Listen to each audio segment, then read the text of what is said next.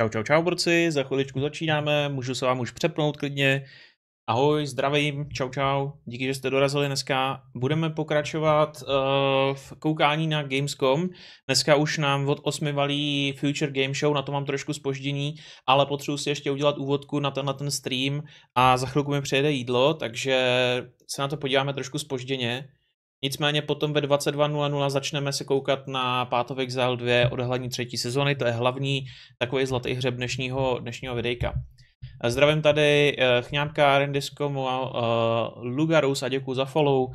Vítám tady Dark, Motil, Standu, JKNCZE a všechny ostatní samozřejmě, který tady už jste třeba v lurku na Twitchi i nebo na YouTube. Tak, já jenom udělám nějakou vodku, guys. A na ten dnešní bordel. Tak co, myslíte, že bude Druid? Nebo nebude Druid?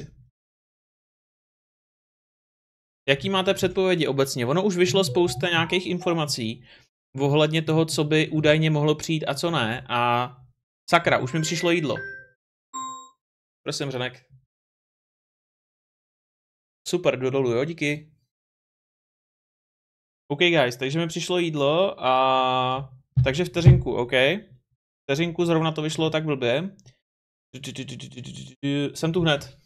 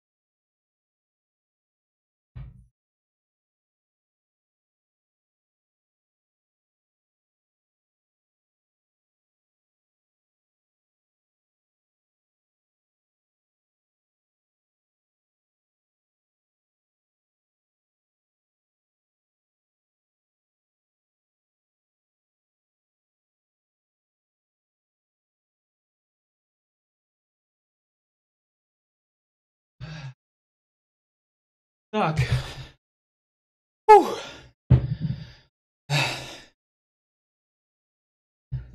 Sorry. Trošku jsem běžel.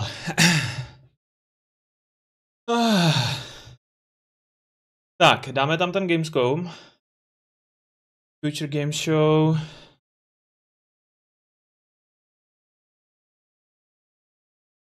Tak. Recording streaming.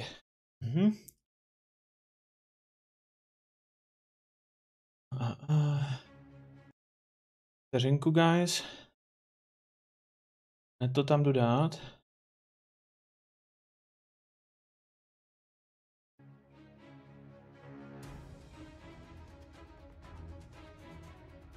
Jaj. Ty budeš streamovat Undecember? Nevím, nechystám se na to. Čauky, Guciem, ahoj. Čauky, Greči. Čauky, Lukáši. Čauky, Stando. Hello, everybody, and welcome to the Future Game Show at Gamescom. I'm David Hayter, the voice of Solid Snake and Big Boss in the Metal Gear Solid series. And I'm Maggie Robertson, though you may know me best as Orin, I Can Fix Her the Red from Baldur's Gate 3, or the internet's favorite tall vampire lady, Lady Dimitrescu from Resident Evil Village. I think it's Lady Dimitrescu. To si nás vzal jednou na Gamescom. Včera byl Gamescom taky. Sorry, já se ještě musím dělat úvodku na dnešní stream, tak tady budu toho makat chvilku. A pak jíst. Well, you got that right. Just keep in mind that if anything catches your eye, you'll be able to find and wishlist it on the dedicated Future Game Show Steam page. And once the show's over, there will be plenty of follow-up coverage on gamesradar.com, so keep an eye out for that. Okay, I think that's all the bases covered. Shall we dive into our opening trailer? Let's do it. It's time for our very first world premiere.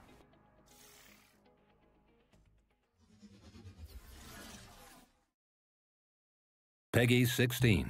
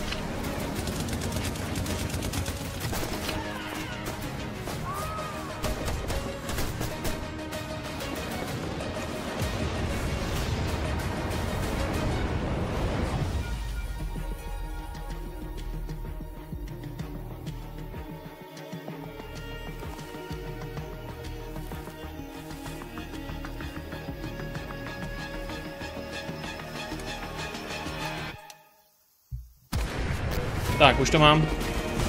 Sorry. Vypínám zvonění. A jdeme se soustředit na stream.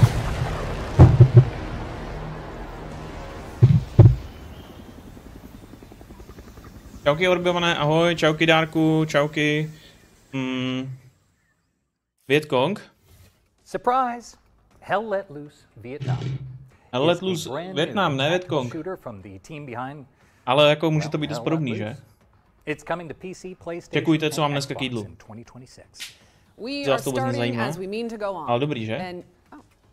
David, I just realized you're still here after the intro. That's always a good sign, right?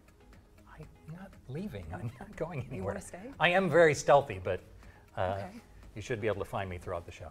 I guess now I'm locked in, and you should be too, because there's more where that came from. Specifically, we've got a closer look at Edge ahoj, of Memories. Jo, to je poké, je to shrimp cocktail, je to s těma, s krevetama. Díky moc Orby, vítej. Moc zdraví, ne. Je to shrimp cocktail, je tam majonéza.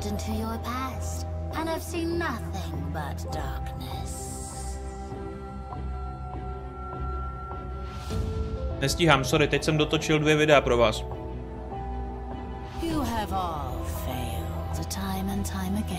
Čauky Pařmane, čauky Alkarmu. Tohle vypadá dobře docela.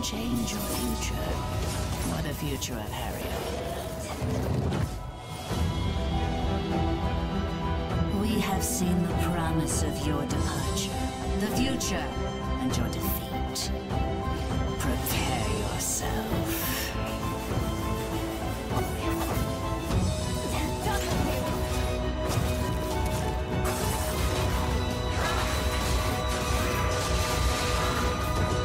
We are the last warning of the gods.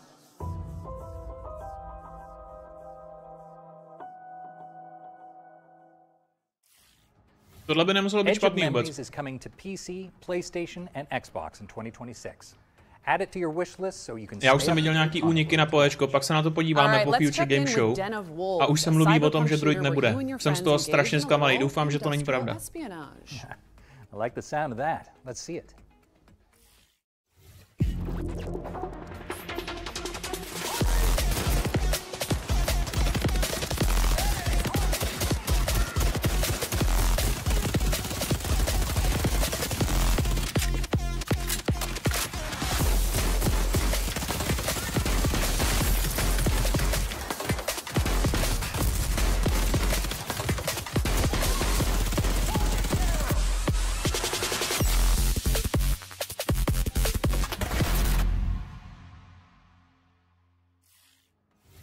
Den of Wolves is bringing its techno thrills to PC soon, so stick it on your wish lists. Yeah, right stick flicks at the ready, folks, because our friends at Full Circle are here to tell us more about Skate full stop. Or Skate 4, I guess. I'm not so sure. Skate 4, 4 skateu. To bude dobrý. Tommy Hawk.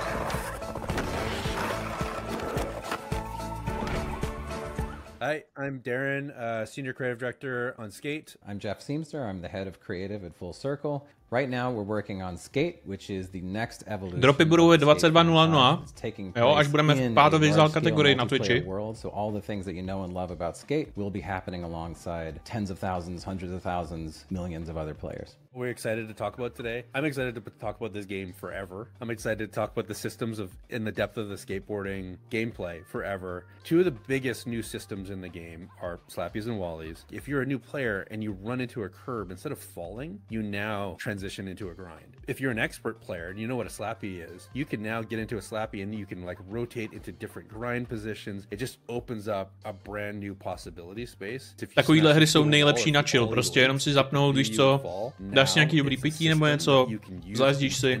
To wally off of a thing, get into another trick or do a late trick. Like, I don't know how many tricks there are in the game. Like, it's almost infinite, right? Like, there's held flips, you can kick flip forever. You can hold a 360 flip to do a 1040 flip if you have enough air. Za předpokladu, že se nesnažíš dát nějaký trik, který ti nejde, to je podle mě rejček svůj. Skateboard? Jo, já mám longboard někde. Jezdil jsem chvíli, ale jenom tady v cyklostezkách. This is where we think we would like to go, but they were the first ones that got to play the game 2.5 years ago. That conversation is so much deeper and broader than it's ever been.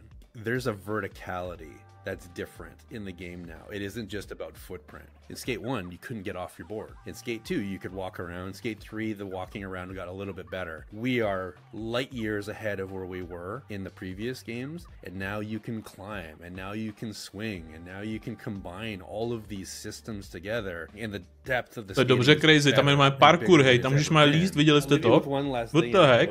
I've had in the last 5 to 10 years, I can't tell you how many. Pro skatera se dokážu zase na 2 hodiny v parku jezdit furt dokola. Přesně, no. To jsou jako dobrý hry tady to, no.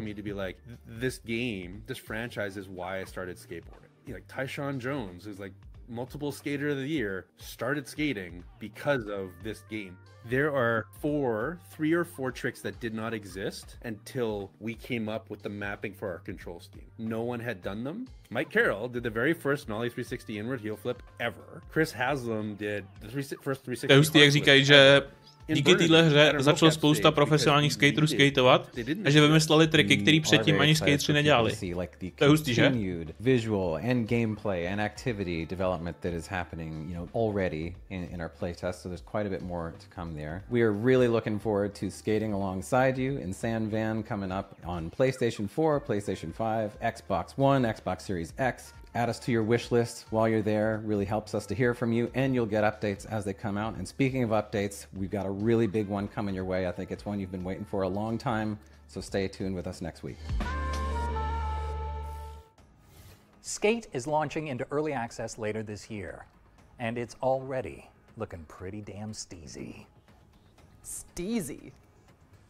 That's just something the kids are saying. Je to hodně nebezpečný sport, no. Back in my day, I remember Solid Snake flipping and popping his way around the big shell.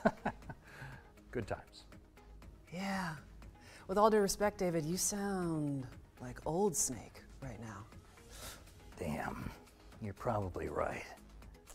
And while I recover from that microwave hallway level burn, here's another world premiere. World premiéra, to vypadalo jako God Save Birmingham, ale to bylo asi něco jiného.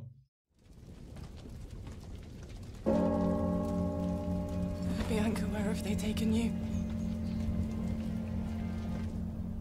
God, hear my vow. Mother, you have given me the courage to be myself. Guide my steps. To je Johanka z Arku. Určitě. Father, you have taught me honor and respect. Watch upon me now. Let my sword strike true. And those that I have failed today, may I one day be worthy of your forgiveness. Jako řeknu ti to takhle. Nepříliš sexy ženská protagonistka ve středověké hře, budou to mít těžký. This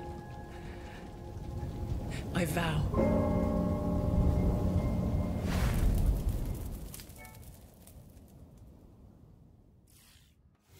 That was your first look at 1348 ex voto, an odyssey of honor and justice across 14th century Italy. It's coming to PC, PlayStation, and Xbox in early 2026. Now we're checking in with a series that is near and dear to my heart. Yes, that one. Here's an exclusive interview with the team behind Resident Evil Requiem.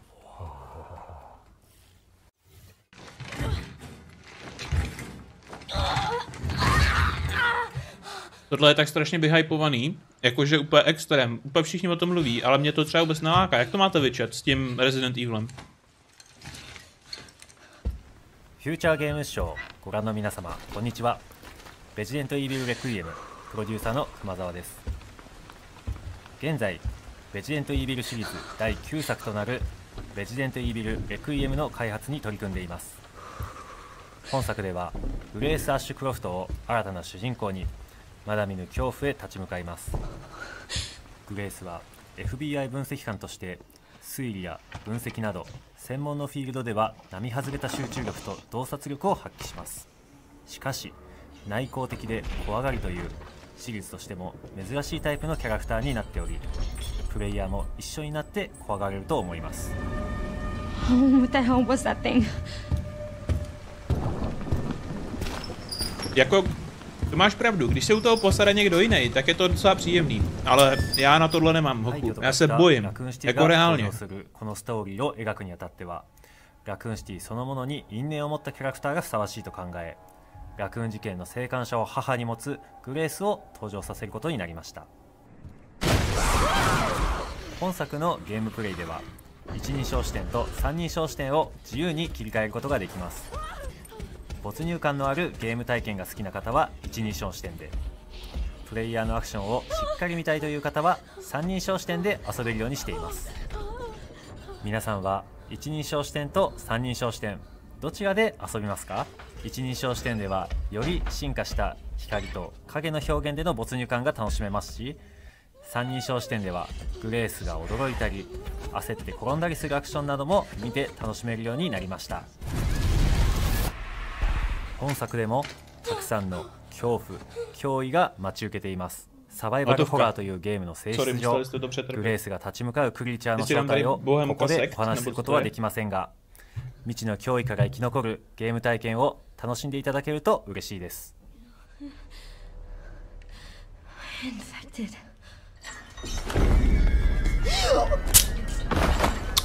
レジデントイービルレクイエムは2026年2月27日にプレイステーション5、Xbox シリーズ X、S、Steam で登場します。27. února na všechny konzole a PC. お伝えしきれておりません。ぜひ続報にもご注目いただきたいので、ウィッシュリストの登録や各種 SNS のアカウントのフォローもお願いします。ご視聴ありがとうございました。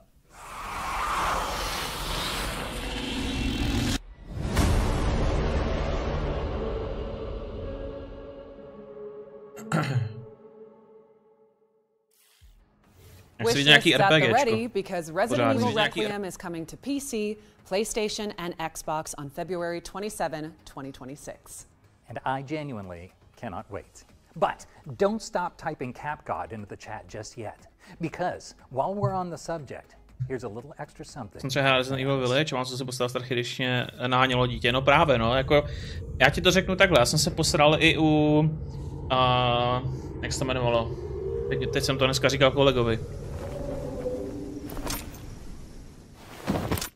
U takových těch starých hororovek. U Silent Hillu třeba, víš, prostě tady u těch věcí jako.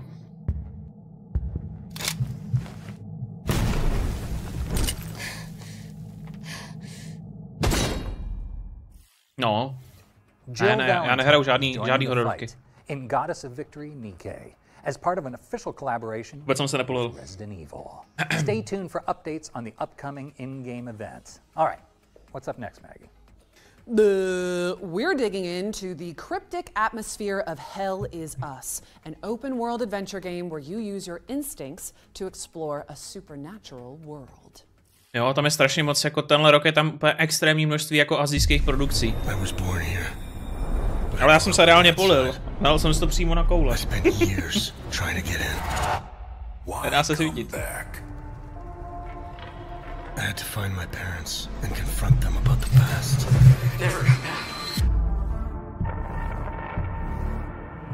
Rook Factor.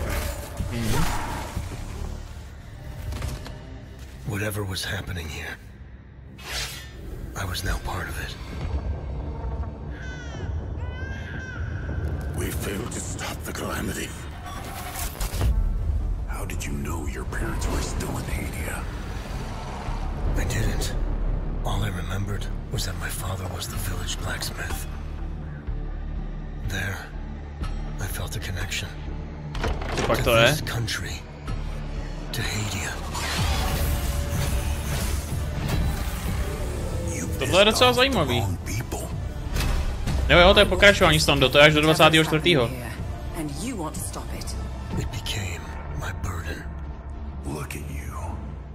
Bych řekl, že se tady někdo inspiroval trošku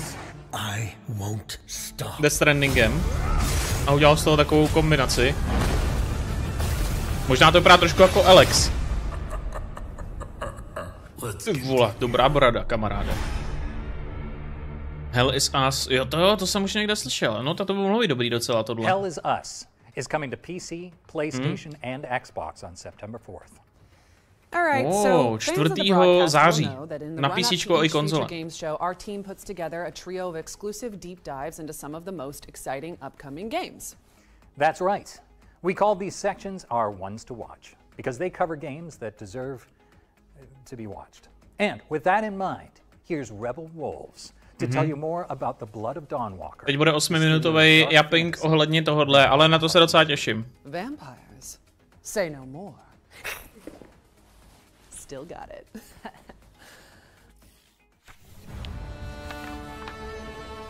Čauky, Kojote, ahoj. Hello everyone, Čauky, Vasáku, my name is čauky. Konrad Tomaszkiewicz and I am game director on the Blood of Dawnwalker here at Rebel Wolves. Na tohle se těším. The Blood of Dawnwalker is a dark fantasy action RPG set in 14th century Europe. It's an open world story-driven game which serves as the first chapter of our original saga. For this project we created a new type of protagonist. You play as Cohen, a Dawnwalker. He is a human during the day with all of our human vulnerabilities. But for the night he transforms into a vampire, gaining supernatural powers. This creates a unique gameplay dynamic. We call it a dual gameplay loop, and I'm pretty sure the players will find it quite refreshing. Tohle by fakt mohla být dobrá hra. Cohen's main goal in the game is to save his family, as they were captured by Brancis, a vampire lord that currently a bude to asi víc příběhový, no, než Zaklínač, víc ukecaný. A menší svět. If he runs out of time? Well, it surely doesn't end the game. His family may suffer some consequences, but we will let the players discover what exactly happens in this scenario. Jo, aha, takže oni odebrali ten časový limit, ale když ti ten čas dojde, tak se něco stane tvý rodině, takže třeba někdo umře asi nebo něco takového, chápeš? Ale ne všichni třeba. Ty tam právě máš třeba 30 dní, aby si jako zachránil tu rodinu, a když to nezachráníš, tak teďka říkal, že to jako nezabije, nebo neskončí hra prostě. Ale já nemám rád ty časové limity moc ve hrách. The second layer ties into our dual gameplay loop. Day and night often presents different choices. And finally, not making a choice is also a choice.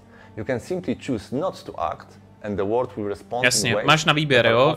Ani nemusíš reagovat a už to je volba prostě v některých questech. A něco můžeš řešit ve dne jako člověk a něco jako ten poloupír v noci. And secondly, there is no need to rush, as exploration in our game doesn't consume time at all. Explorace toho světa nekonzumuje čas, takže jenom questy, což je dobrý. But it's up to you how you put them together. The story follows your lead, whatever you take it. It is even possible to storm Brancis' castle right away, but of course at this point it would be extremely difficult. So instead, we encourage you to explore the world Klidně můžeš naběhnout jako zachránit rodinu, ale nedáš to, takže prvně musíš trošku polevlit a ten čas tě tak jako ti asi aj ukazuje, jestli už na to máš, bych řekl, no. During the day, when he is a human, he is able to fight with a sword and use dark magic, which is carved on his body. Přes den můžeš bojovat mečem a používat temnou magii. From various combat archetypes and creating something new. We build responsive directional combat that is intuitive, immersive and fluid. It's easy to learn and fun to master. Hele, tohle vypadá docela dobře ten kombat jako. And at night, to nebude after špatný. he turns into a vampire, he becomes faster and stronger, gaining an ability to fight with his claws and teeth, and a few other vampiric powers. One has different skills at his disposal, which not only affects the combat, but also the way how he explores the open world. Plane shift is one of his vampiric abilities that allows him to break the law of gravity and walk on the wall. Si můžeš takhle používat ty vampirické ability. Another example is Shadow Step, which allow Cohen to teleport on short distances. Thanks to these abilities, we can find unique ways to complete the quest. We are really grateful for your feedback and we can't wait for 2026 when the Blood of Dawnwalker will release on PC, PlayStation 5 and 2026, PCčko i konzole. Thanks for watching and enjoy. Ale ještě není přesný datum. Příští rok, no. Což jsem rád popravdě, protože teď bude těch her hodně. I mean, your teeth. Into the Blood of Dawnwalker when it lands on PC, PlayStation, and Xbox in 2026. Now, here's a game we haven't seen for a long time. We've got the latest trailer for Deer and Boy, a puzzle platformer that we can all fawn over. Sleep. Little deer. Tohle asi nebude pro mě. Puzzle platformer. Ale jako hezky to vypadá, to zase jo. Pro holky a pro děti asi dobrý.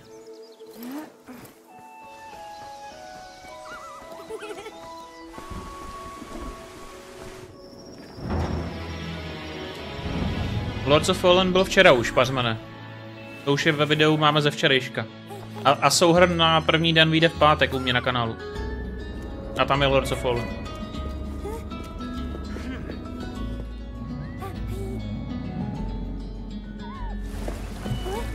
Jako je to cute, vypadá to dobře, ale nekoupil bych si to.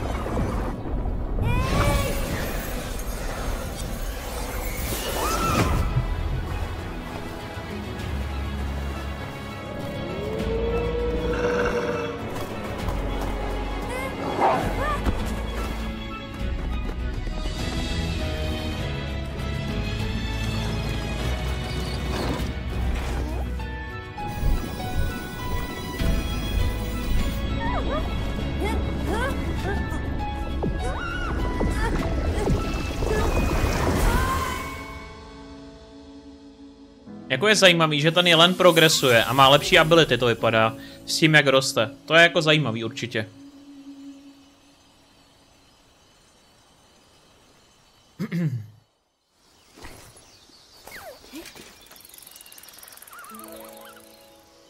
Začátek 2026. That was Deer and Boy, which is launching on PC and consoles in 2026. We've got a series of back-to-back trailers coming up next, so don't go anywhere, or you'll learn what it means to insult House Dimitrescu. I'm pretty sure it's Dimitrescu. No, it's 100% not. I think I would know. When we founded Alaran, it was just an ordinary research outpost. We had no hele, to bude něco pro Hemika tady v chatu. Nějaký city management. By the capital, we faced isolation and starvation. Our explorations take us from the safety of the tree to the fog-cloaked lands below. Jako vypadá docela zajímavě. And steal the mind. To survive, we have had to make hard choices. To bude trochu jak Frostpunk. Jo, to bude Frostpunkový, úplně hrozně. Akorát v magickém světě.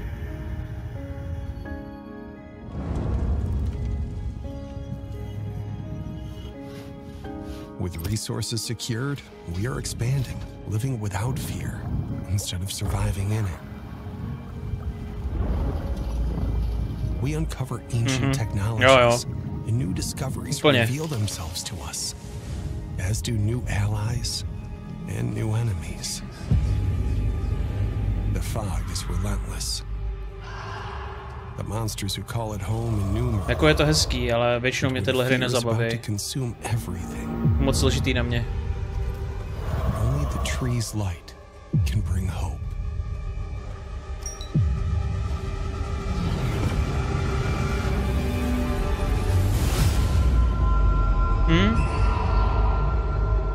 Kdo má rád Frostpunk, tak si myslím, že tohle se mu bude hodně líbit, no. Taková kombinace, možná trošku strategický prvky, jako to vypadalo, že můžeš možná hejbat nějakýma jednotkama, ale jinak jako dost zajímavý.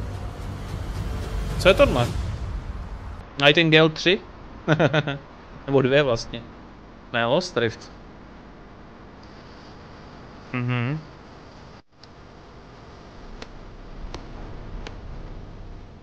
Takže nějaký generický survival s pirátskou tematikou. Hele, asi ne, no. Nemám rád míchání různých stylů grafických a období. Borci tam kombinují do sebe bambitky ty vole z 19. století a moderní pušky, to se mi vůbec nelíbí. A má na sobě helmu rytířskou a do toho magie a sci-fi a všechno možný. To se mi vždycky nelíbí, jak se to kombinuje všechno dohromady.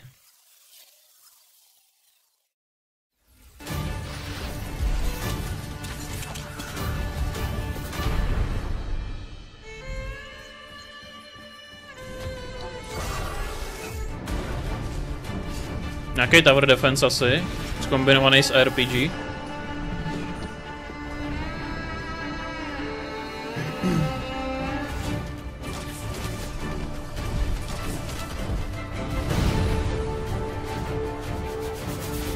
Nevím, co to je.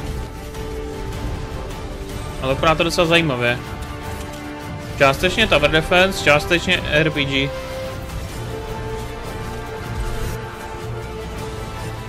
A jsou tam nějaký upgradey jak v Survivors.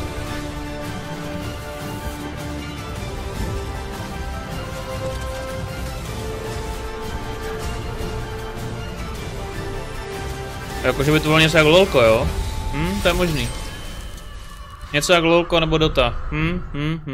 Možná jo. Možná jo, no. Tak to by mohlo být fajn. Monsters are coming. Rock and Road is a tower survival game on wheels where your city never stops moving and neither do the nightmares chasing it. Slay monsters, scavenge resources and build up your rolling fortress of choice. Jestli si ukáže Diablo, si myslím, že by byli včera na tom preview. Dneska už pochybuju. Monsters are coming. Rock and Road. Jako Blizzard potřebuje Diablo prodat, takže by to měl na té první největší akci. Either way, don't forget that you can find and wishlist every game featured today on the Future Game Show Steam page. Just search Future Game Show on Steam. Up next, we've got a new trailer for Dreams of Another, a profound pixel junk adventure that explores the concept of creative destruction. Okay, hold up. Where is Maggie? She's got the next line. Kept you waiting, huh? You're pretty good. Yeah. Book me. I'm available. Please hire me. Stop it. Stop. No, I'm taller than you. I'm taller. I'm taller. こんにちは。ドリームオブアナザーのディレクターバイオンです。今回ゲーム全体のディレクション、アート、サウンド、シナリオなどを手掛けました。私は今、私が住んでいる京都のシンボルの一つである鴨川に来ています。ここは私がリラックスする場所であり、ゲームのアイデアを考えるために時折訪れていた場所でもあります。本作では木やドアなどと夢の中で会話することができます。そのいくつかのセリフのイメージは、かけた鳥の動きや風に揺れる木、長時間に及ぶアリの巣の観察。作曲においても夢の曖昧さや不安定さを表現するため、楽器だけでなく身の回りにある日用品や自分の記憶と深く関係する場所でフィールドレコーディングした音なども取り入れました。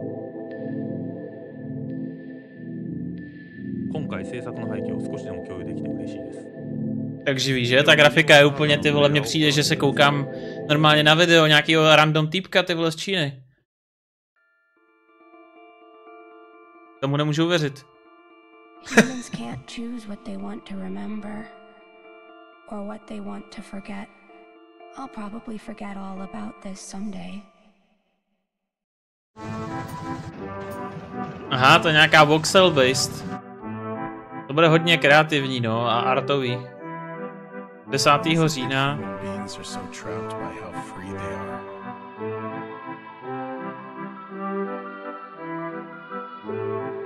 Má MP5 na zádech borec.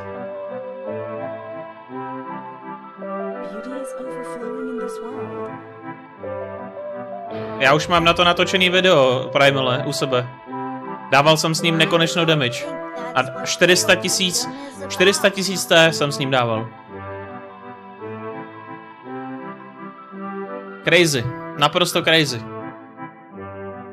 Mám vyfocený fotky na tom. Na Discordu. Vybalancovaný jak svině zase, no. Ta 10. sezóna bude.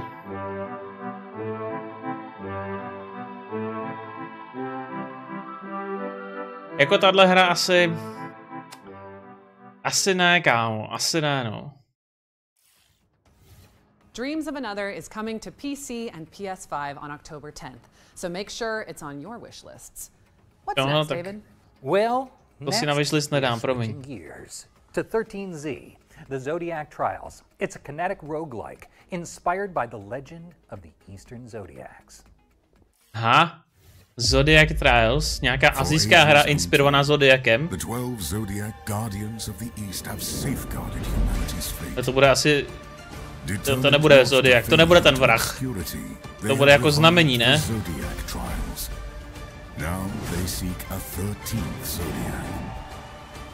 Let your Zodiac trials begin.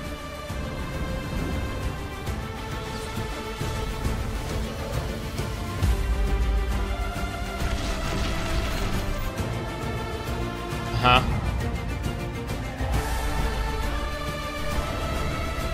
Jo, já viděl jsem na Netflixu dokument, já mám hodně rád tyhle ty jako detektivky a ty dokumenty o tom.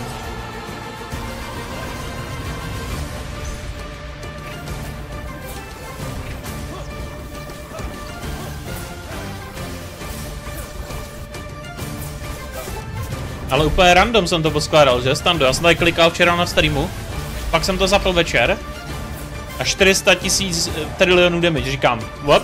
Co se mi to povedlo?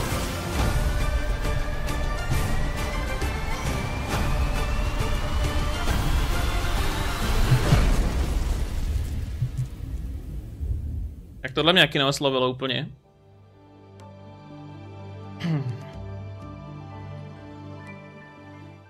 To už bych si radši vyzkoušel Atlas. To jsem viděl dneska. Takový RPG lomeno Zelda. And now for something completely different. A game where you and your friends grill steak and dodge missiles to fund your doughy dreams. Let's chow down on a vertical slice. To jo, já vím vždycky kam šáhnout k reči.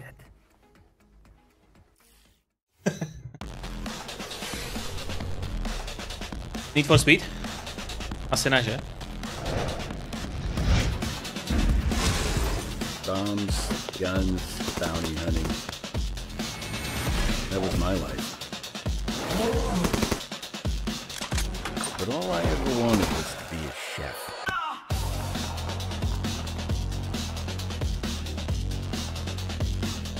Jo, zase Asie. Need for Pizza, možná jo? A to by mohla být prdel, jako. Ale vypadá to na konzole.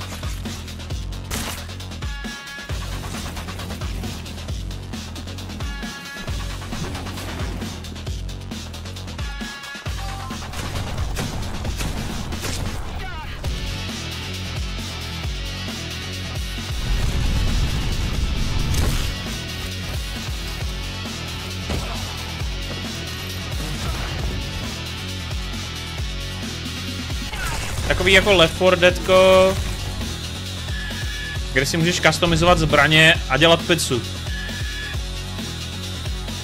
Jako, kdyby mi to někdo koupil a hrál jsem to s někým 2 dny, tak by mi to nevadilo. A může se to chytit a může to být fajn. Přijdu tam Pizza Box, konečně, asi jo. Čauky, Jaroslave. Pizza Bandit is coming to Steam Early Access on August 25th, and trust me, you don't want to miss it. 25. srpna. That is a timeout on all pizza puns. Yes, that's totally fair. That one was pretty cheesy. Okay, and I'm ignoring you now. And would you look at that? It's time for our next game. Recur. It's a puzzle platformer starring a time-bending, post-apocalyptic postman. Jasný, no. You move right, and time moves forward. Puzzle platformer, to jak slyším, tak už vím, že si to nekoupím. So, let's take a look.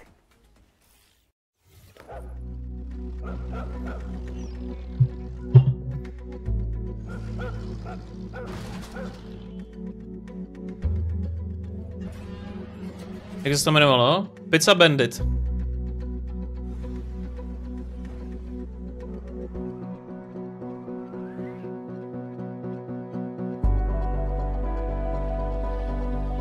To předtím.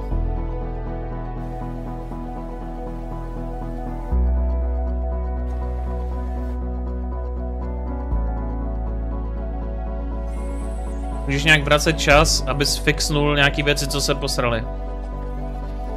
Asi. To vypadá.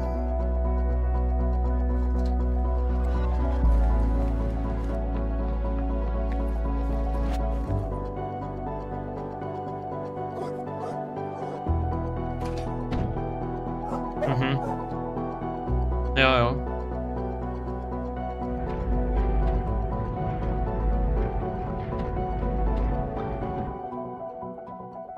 Jako víš co, jak říkám, no, pro děcka a pro třeba jednodušší gamery, co začínají, pro ženský třeba nějaký, to může být super. Já si myslím, že třeba moje přítelkyně by to zahrála ráda, ale mě tohle neláká vůbec. Here's a closer look at the next eerie odyssey from indie puzzle game royalty, Rusty Lake. World Premiere. Rusty Lake, jo? Tak co je tohle? Málo krve? Ne, o to nejde. Jako já mám rád spoustu plošinovek a tak, ale jako tady nějaký hraní za pošťák a vracení času, řešení nějakých puzzlů mě jako nebere prostě. O krvi to vůbec není. Cleaning the house, serving food, the long working hours.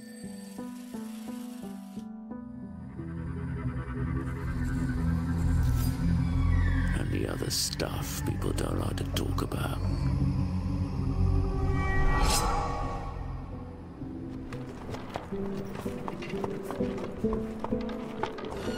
Kňápku, díky. You can get out now.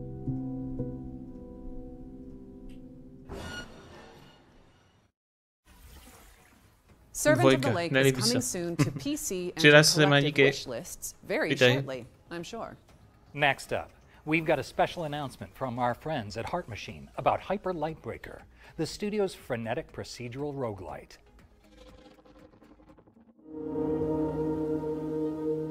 Procedurální roguelite. No, něco jako Risk of Rain možná. To zní zajímavě, uvidíme.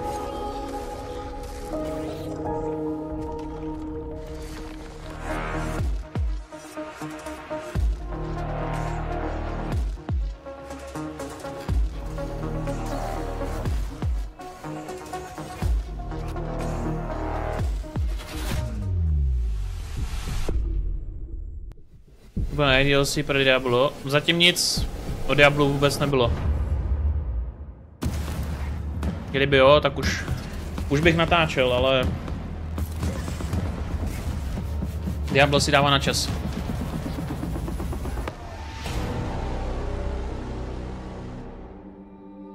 Proč se to vlastně GG šetří na Gamescom, když jsou stejně nějaké úniky informací? Já nevím, jestli to mají v rámci Gamescomu. Já si myslím, že mají jenom svoji vlastní prezentaci. All right, here's another world premiere. It's the next game from Awe Interactive, the crew behind BPM, Bullets Per Minute. Let's see what they've been cooking.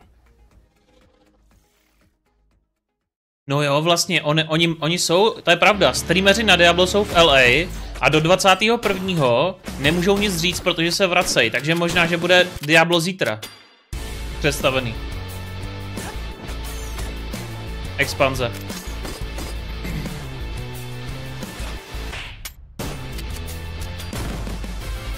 Tak si RPGčko, viď? Hele, ale jako neříkej dvakrát, já jsem se dneska díval, jak streamovali Gotika, ten Gothic remake.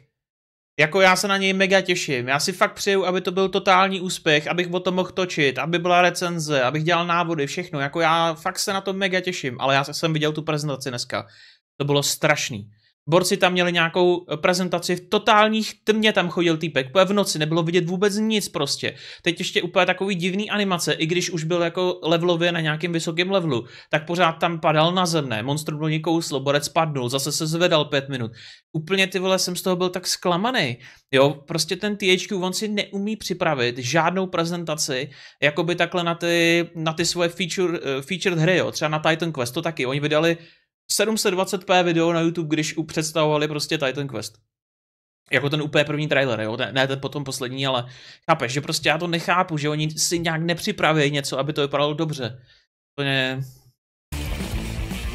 日本の大阪でインディーゲームを作ってます。ホワイトアウルズのスエリーです。現在はですね、尊敬するクリエイターの須田剛一さんとのコラボ作品になります。ホテルバルセロナという作品に取り組んでいます。この作品は No. Jako psal mi Rod, víš co, ještě než odešel, tak říkal, hele, nechceš přijet do LA, otestovat tomu expanzi, a já jsem říkal, nevím, no, brácho, hele, bude Gamescom, chci radši streamovat to, víš co? No. A pak odešel a už se to nějak ztratilo, ta komunikace.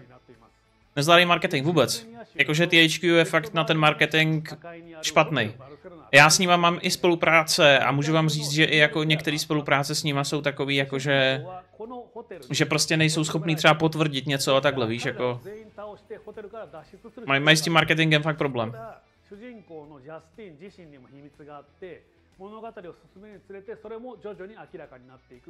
Anna Cake říkala, že tomorrow Diablo 4. No, jak říkám, no, oni mají smlouvu o mlčenlivosti do 21. streameři, oni o tom nemůžou mluvit, no. 100% 21. bude reveal Diablo 4. Zítra. Nevím při jaký příležitosti, ale odpovídalo by to. Jak byl ale přepustěný Spiritborn, tak bude i Paladin, a tím to končí. To je pravda, no. Bo jinak neohlásí Delv, každopádně díky za content, pohoda. Já doufám, že ohlásí Delv, bylo by to super, já jsem to nesliboval, já jsem říkal, že to je moje teorie, to je rozdíl, pozor, to je velký rozdíl. Ale už jsem dneska viděl líky a špatný chlapi, prej to nebylo všechno, ale v těch lících nebyl Druid, nebyl tam Delv, nebyla tam nová zbraň, nebyl tam nový trading. Jako, můžeme se na to potom podívat, jo, ale vypadalo to hodně bídně, ten leak, co jsem viděl dneska.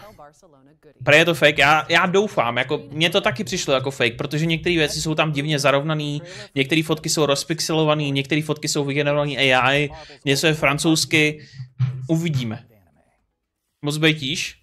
No nebejte jim, proto jsem říkal, že to jsou fanouškovské teorie a bylo to doslova napsané v názvu, to není pravda.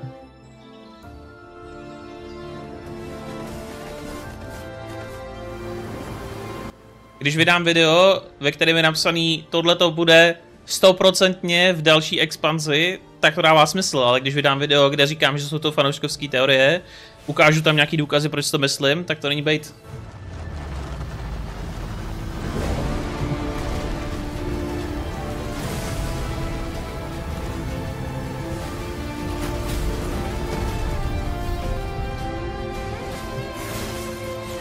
Tohle je dobrý, na tohle se těším. To je 7 Deadly Sins Origins. Nový MMORPG, který bude na PC a na mobilu. Já jsem fanoušek 7 Deadly Sins, takže tohle mě baví. Sice to má dětskou grafiku, ale ten příběh je strašně super. Kdo neviděl nějaký seriál, on je několik jako verzí, tak se podívejte.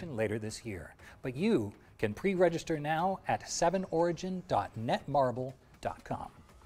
Okay. Our second ones to watch deep dive is here. And this time, we've got a dispatch from Poland about Chronos, the New Dawn. Blue Team's time-traveling survival horror adventure. No, funguje jim to, ta webovka docela, ten Netmarble. To je bílá stránka. Nic tam nejde. Už. Takže jsem se tam byl nehrou právě. Ale tohle bych si klidně tam dal, když bych potom hrál na PC. Chronos the New Dawn is our full-fledged survival horror game.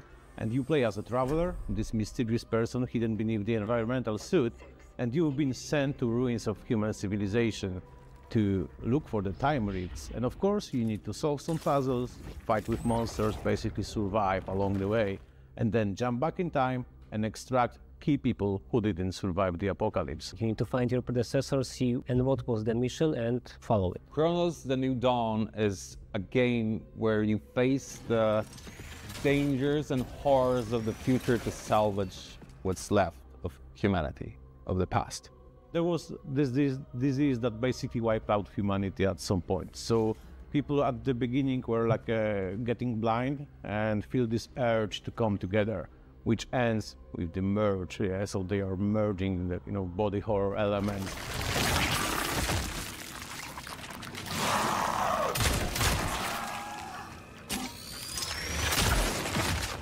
Fighting with orphans. Okay, so don't let them merge. This is the first really important thing. You can use fire against them, so your character is equipped with a flamethrower, so we can, for example, burn the bodies, so of course they will not be absorbed by other guys.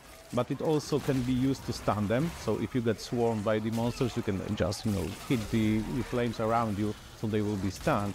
And this is a perfect moment for you to reposition, for example, and use charging weapons. That is also really important. Už jsem se zaregistroval.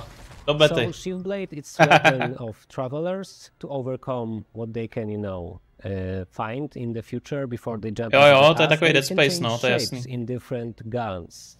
So like into the pistol that we called as a sword, into the shotgun we called as a hammer. Ale to mi nevadí, víš co, Dead Space byl dobrý. Well, this actually is the hammer, but the shift blade is the weapon, ultimate weapon of the travelers, and as travelers are very resourceful. Oh yeah, resource management is very important in our game. You need to plan your expedition, what to take with you, because the inventory is limited. Also using environments like barrels to, for example, to blow them up, or gas canisters to put them on fire. And to survive, yeah, of course, please explore the environment. Also, some weapons will be hidden. They are not on the main path, like a really cool ones. And look for cats. Yeah, be good to animals. If you pet them, they are dropping something for you. That's also really cool. Kočky ti dávají loot. Dobrý. Když je budeš hladit. Chronos the New Dawn will be available at fall 2025 on PS5, Xbox Series. Ale to je taky taková hororovka, no, jako to nevím. Wishlist now. Don't let them merge and pet all the cats.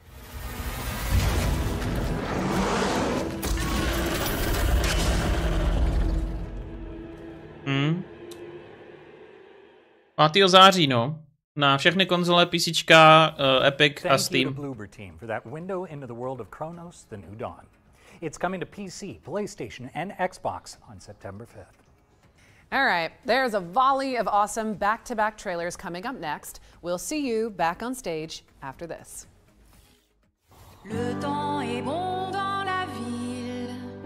Jo, ten Chronos bude dobrý.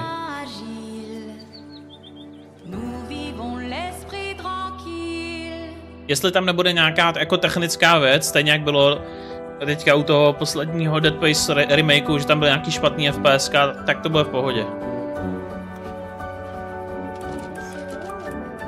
Tak, další hra se mi nezajímá.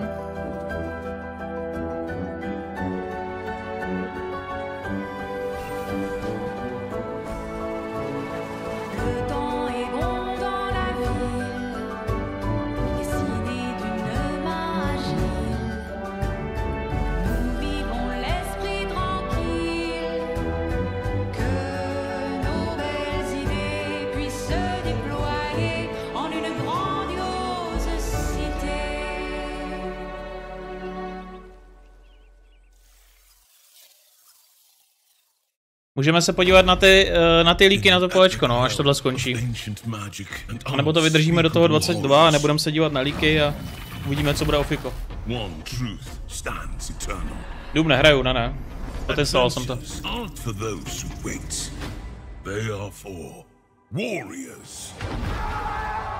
All dungeons, all the time. Join fellow brave souls to answer the call. The farther you push, the greater the peril. And the shinier the rewards. Choose your hero and adapt your style. Vypadá jako jedna hra, která už vyšla. Počkej, jak se to jmenovalo.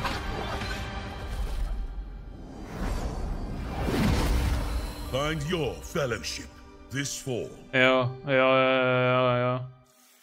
Fellowship. To je to jakoby pokus o Vovko, ale z prostředí Pána prstenů, který nemá úplně moc dobrý recenze, že? On to už jako pár lidí recenzovalo a nebylo to úplně jako fajn, ale třeba se to zlepší.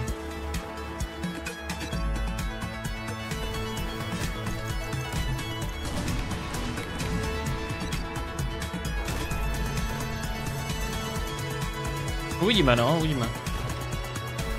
Já doufám, že ty líky nejsou pravdivý. Domekeeper, skvělá hra, taky doporučuju. Výborná na odreagovačku. Locals have staged a boycott of the new discounty supermarket, leaving its aisles nearly empty. Just weeks ago, an upstart out-of-towner rebuilt this failing shop into a thriving supermarket.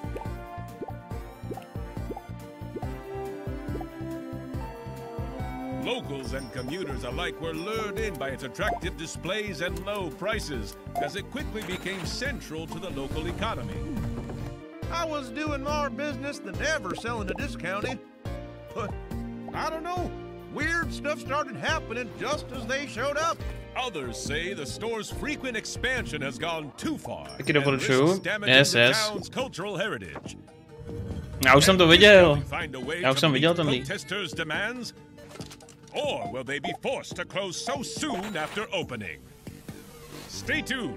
Discounty launches August 21st on PC and consoles. Welcome back. Maggie is just ironing something out. Oh, you ungrateful, selfish wretch! You come onto my stage, you lay your filthy man hands on my script, and now you even try to feed me skimmed milk. How dare you? You okay? You all good? Supermarket Simulator. Jo, něco takového. Sure, yeah. I don't think they'll mess with me again. Just wanted to make sure you were okay. Yeah, never better. All right, here's the latest on Dual Effects throwback survival horror shooter, Tormented Souls 2. Zase horor. Ajajaj. To vypadá jako nechtěná akupunktura. I came to this town to find help for my little sister Anna.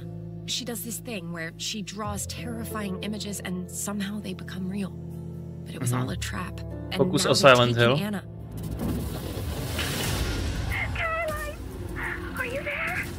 Zajímavá kamera.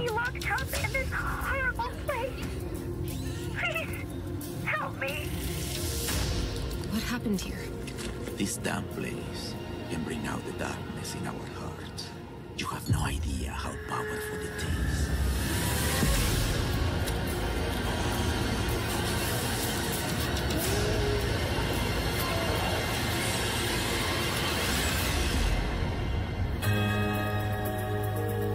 Tormented Souls 2. Tormented Souls 2 is coming to PC, PlayStation, and Xbox on October 23rd, 2025. 23. října. Okay, Maggie. It is that PC a konzola. again. We've got another world premiere. Oh. For an action RPG with innovative extraction mechanics. No jo, tohle dělali ty borci, co dělali takový to hrozný RPG, který nikdo neměl rád.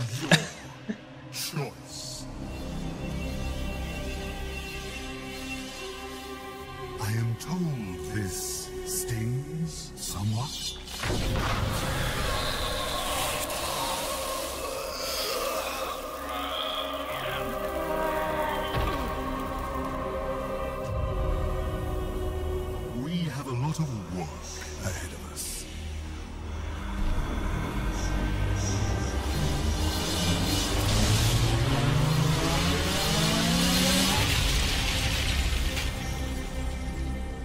Já vím, co to je.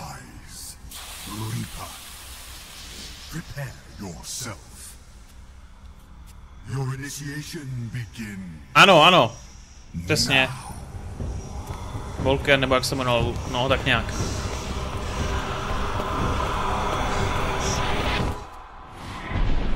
To je přesně ono, ale tohle má být nějaký roguelikeovější.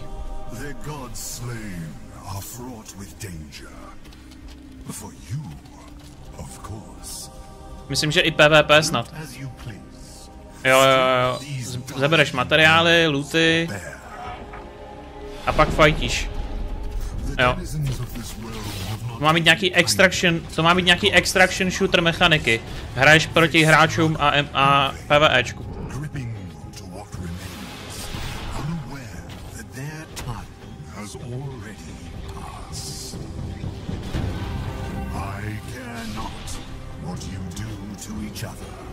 Vidíš?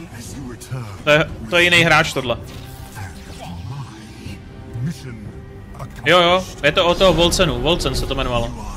To jsou stejní tvůrci.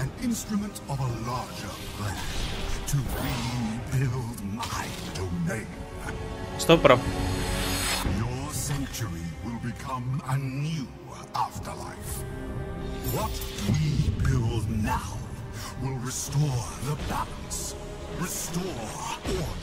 No. Prostě extraction shooter. Vracíš se, vylepšuješ si město, sbíráš prostě loot, když umřeš, přijdeš o všechno. Gods, Dead and Reapers. No, to by mohlo být fajn. To by mohlo být fajn, napíšu si. Aha, playtest. Gods, Dead and Reaper. OK, jdu si zažádat o playtest. A mohl bych si vypnout TeamSpeak? Gods, Dead and Reapers. Zažádat o přístup. Just try to keep out of sight.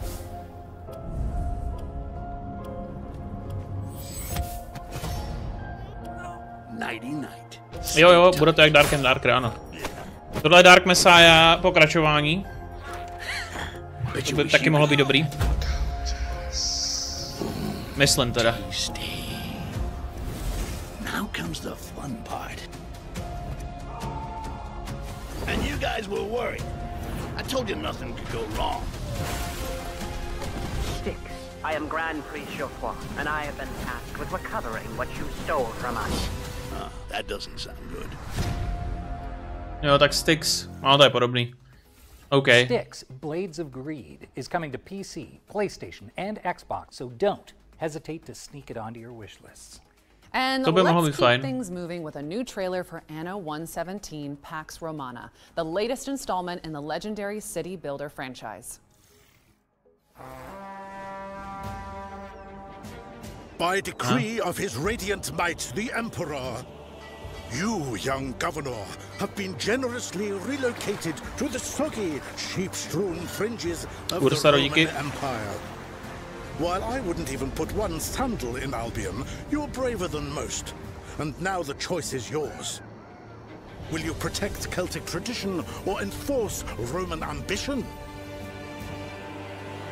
You are far from the marble columns of Latium, and with that distance comes freedom. The freedom to govern as you choose, to civilize the land or be changed by it. You must be starving from the exhausting boat ride over, so warm your toga and fill your belly at the local tavern with a hearty meal of roast beef and beer. Oh, and their cheese pairs surprisingly well with wine. Don't ask how I know. Maintain Celtic ways to learn their myths and melodies at the Bardic Hall, or test your physical might at the recreation grounds. If you're truly craving a taste of home, Romanize and build the Grammaticus or the theatre. Befriend the smiths, their forges glorious. With copper, tin, and silver flowing from these hills, no wonder Varda's army strikes like thunder. Oh, and a word to the wise. Varda will notice your Roman ways, and if pushed too far, you'll need to be ready for battle. Their gods, strange as they seem, carry weight. Epona blesses horses, making carts travel faster over stilted roads. Ken Nunos enriches forests. Learn the ways of their gods, and your rule may go more smoothly. You live in duality, but you will always be a Roman, so you can either govern like one, or be a sympathetic leader. Just imagine this marshland filled with terracotta roofs, paved roads, bathhouses. Oh, civilization. This place is wild, from wicker men to mystical Celtic rites. But it is also your blank slate. So will you rule with a Roman fist or a Celtic touch? What happens next? That's up to you. You can take it from here. Ano. Ale vypadá to moc hezky. Strategie osobně moc nehraju, ale vypadá to skvěle. Anno 117 Pax Romana is coming to PC, PlayStation, and Xbox on November 13th, later this year. Time for another future games show tradition, the Ones to Play montage.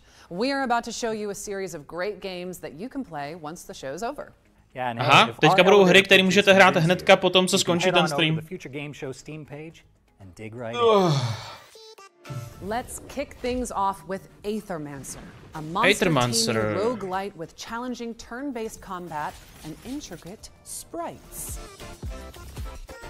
Next up, we've got Twinkleby, a frankly adorable diorama builder where you decorate with dreamy little homes. To si nezahraju. Or how about Morsels, a creature-collecting roguelite starring a hungry little mouse who gains the transformative powers of a sentient fatberg. And last but not least, here's Woodo, the scene-building puzzle game with the profound story. Člověče, samý pecky vycházejí hnedka po tom game show, teda. Musím říct, nevím, co budu dělat dřív. That was our Ones to Play montage. Remember to follow up on anything that caught your eye. Ano, ne. Děkuju moc, kámo. Díky, vážím si toho. Vážím si toho mega moc, díky za 500. Top dono za poslední, bych řekl tak hodně dlouhou dobu. díky, kámo. Díky moc. Yeah, that one. Well said, David. But for some, you know, driving a virtual big rig from Finland to Sicily is their idea of heaven. And we just want to say that is totally valid.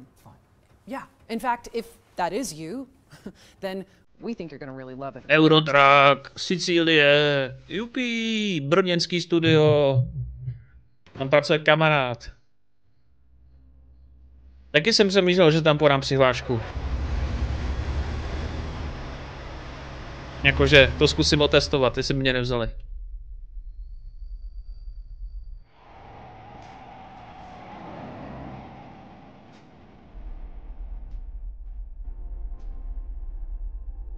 American Trick Simulator.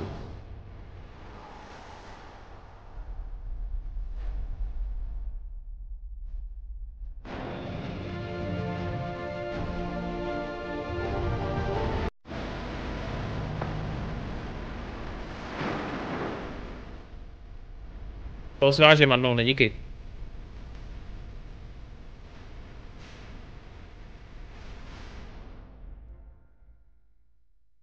Jdem pracovat na hře, ale zase Farm Simulator mega. Can't get much better than a trailer full of trailers. Okay. Jako mě to lákalo spíš jako pracovní místo, než jako přímo ta hra, ale zkouším si nějaké studia. Ne, tak zatím dělám tu svoji hru, takže zatím mě to jako nenapadlo, nebo nemám na to tolik času a pracuji v normální práci plus tu svoji hru plus YouTube. Ale třeba až budu mít volnějc se svojí vlastní hrou, tak to zvážím, jestli to nebude nějaký zajímavý úspěch finanční. Což asi nebude. we can show you a closer look at what to expect from this hotly anticipated expansion. Peggy 16.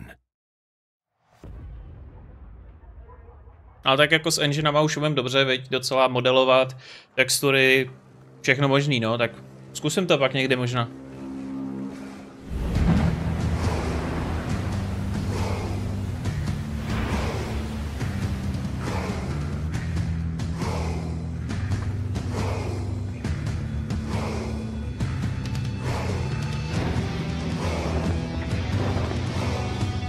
Vikingové.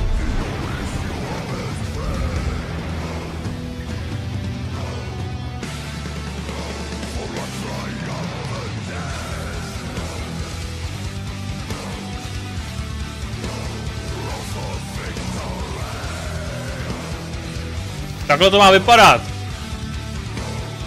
Vikingové a metal.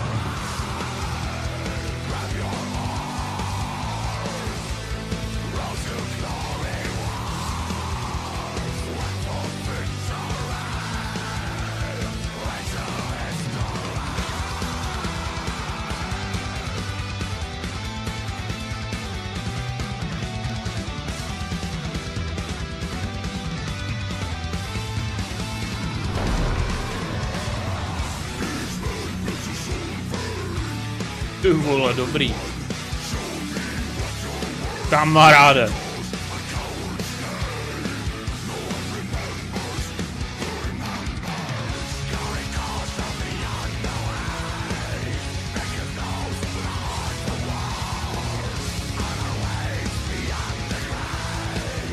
No, že by to byl nějaký warband, jo, něco takového. Možná, jo? To je možný.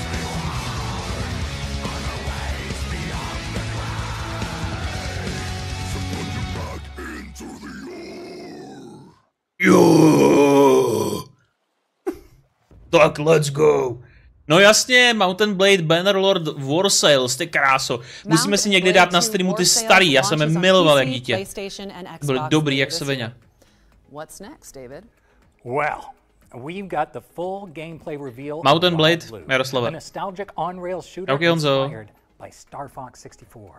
Do a barrel roll! Sorry, couldn't help myself. That takes me back.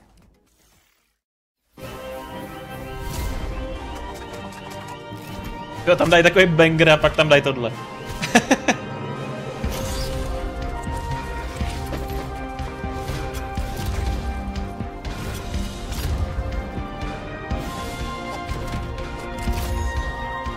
DLC, ano, DLC, no.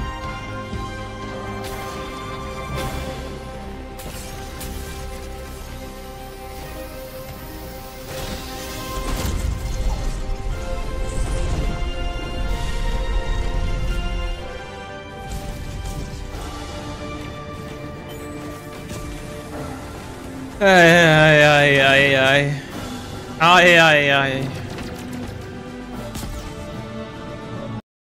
Fantazie, můžeš hrát za fury piloty v nějakém tom... Jak jsi tomu říkal na mobil, jak jsi tam ničil? Víš ne, na Nokia, jak to byla ta hra? Space Invaders? 3D Space Invaders. S furíkama. Now let's check in with Windstorm, the Legend of Himori, a horse riding adventure where you play as a brave courier in 13th century Mongolia. Why do we Mongolians never stop riding? Jak to nevím. Some days I believe I know. I ride to carry out my duty as a courier. Out there they wait for answers. Aha, Death Stranding na koni. For hope. I ride to survive. Gathering, crafting, hunting. Out here, the cold bites deeper. The silence grows heavy. Něco zásadního. Pár her tam bylo zajímavých. Byl tam ten Mountain Blade. To remember where I come from. To care for those who carried us Dawnwalker tam byl. And to raise new strength Nevím, co ještě. Ano, vypadalo dobře. Kronos New Dawn. To hear its songs beyond the horizon. Windstorm, the legend of Hymr. Hymr.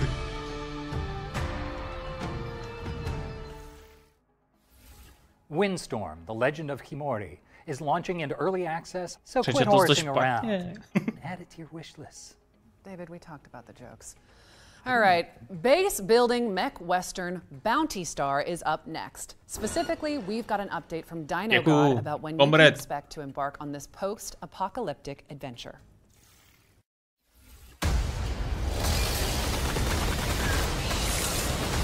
Got a lucrative job, just sitting here.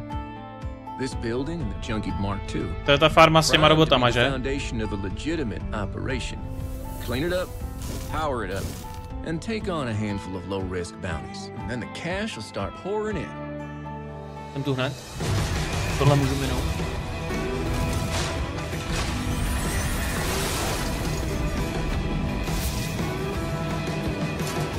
I tried to run away from the things I've done. Thought distance could bury them. But ghosts don't care how far you ride. And I'm tired of running.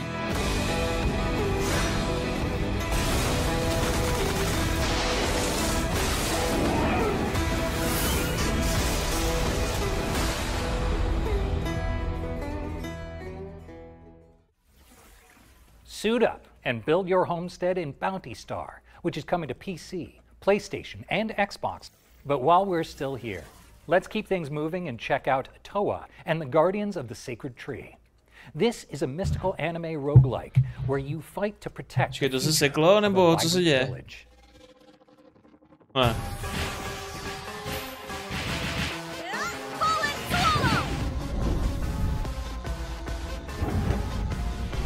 Ještě 4 bude dobrá asi, no, když se to povede, ale zatím nemáme info.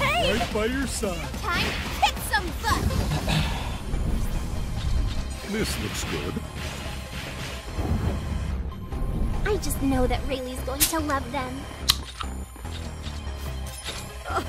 I'm glad you like it. Good. Don't worry, I'm with you. Oh, thrilling. My heart's racing.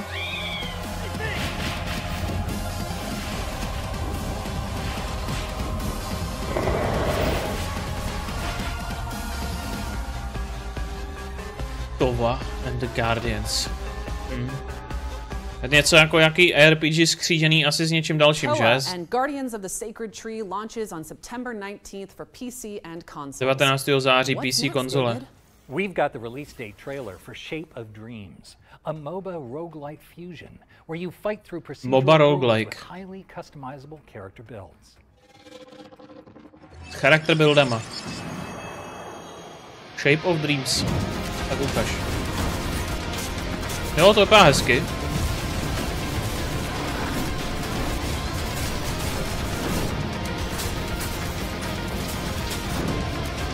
Ohledně zaklínače není žádný info nový.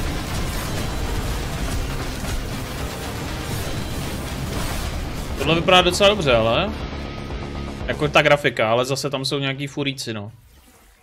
You heard it here first. Shape of Dreams is coming to PC on September 11th, but there's a demo available now on Steam if you want to go hands-on after the show.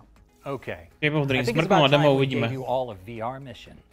Shape of Dreams. With full body awareness from Dream's elevation, and we're pleased to debut the latest trailer.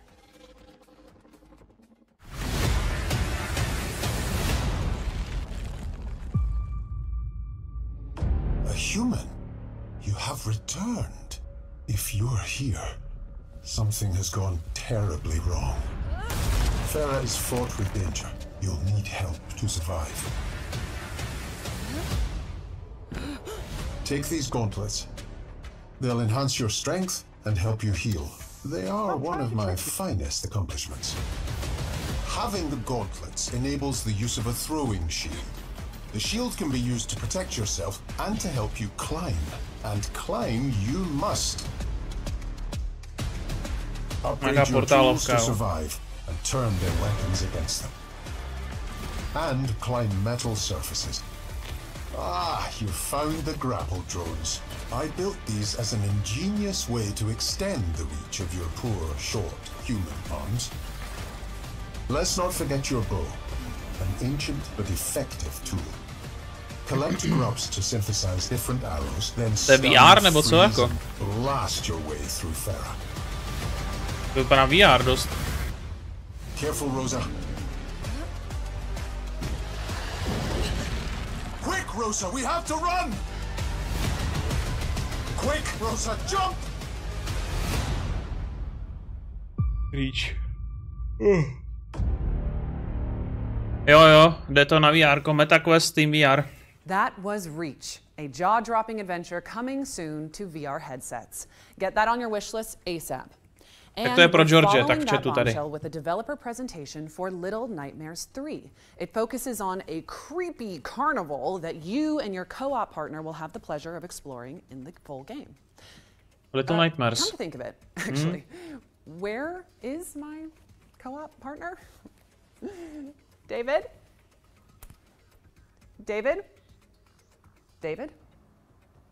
David! Kdyby si ty stenky odpustili, tak by mi to nevadilo ani. Hi everyone, I'm Cordy Finiello, global producer on Little Nightmares 3, and today I'm thrilled to introduce you to a newly announced chapter of the game, Carnival.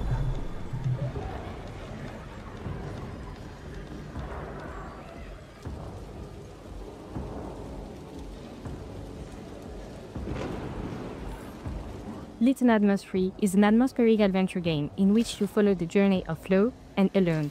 They are two best friends ever since they found each other in this lonely nightmare.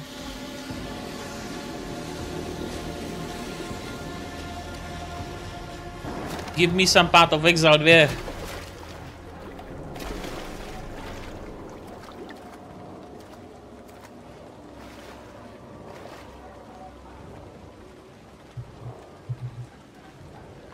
This time, they are trapped in the carnival, a place that might seem joyful and welcoming at first, but of course, appearances can be deceiving. Behind the colorful lights and twisted attractions hides an uncanny resident, a mysterious, menacing presence whose shadow looms over the entire place. You'll feel it, you'll hear it, you might even catch a glimpse, but never quite enough to feel safe.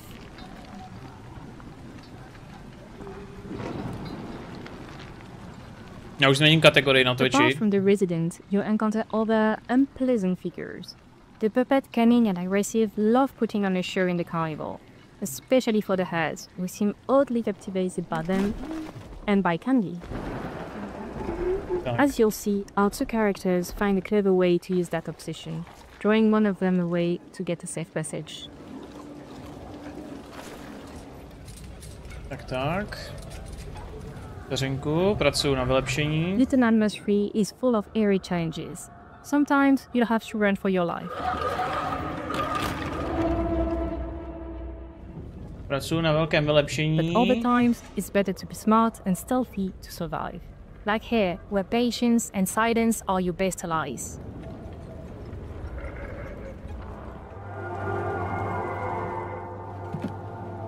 As in the previous titles, you'll face clever puzzles that block your path. But for the first time in the series, you can now play online with a friend and face your childhood fears together. Takhle. Prefer to play solo? Don't worry, the other character will be controlled by a helpful AI companion. Takhle. Ne. Looks like the puzzle has been solved, but don't worry, no spoilers here. You'll get to experience it all for yourself when Little Nightmares 3 launches October 10th, 2025. And if you want to dive into the nightmare right now, pre-order a digital copy of the game on PS5, Xbox Series and PC to get early access to the first title of the franchise, Little Nightmares Enhanced Edition on the same platform. Jaký jsem? Máme odpočet?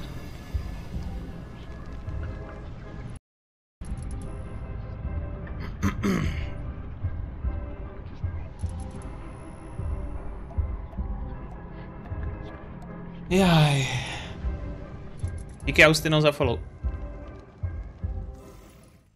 Že? Little Nightmares 3 lands on PC and consoles this October 10th. And if it wasn't in your wish list already, it should be now, okay? Because I said so. Oh, okay. As you can see, I've Path of Exile 2 odhalení třetí sezóny. Creative while David is somewhere. Sam, jo? Is he in here? Woohoo! Okay. Is he not? You'll never know. And while you debate this Schrodinger's snake, let's feast our eyes on the latest trailer from Lost Helden, a hand-painted JRPG from Artisan Studios. JRPG.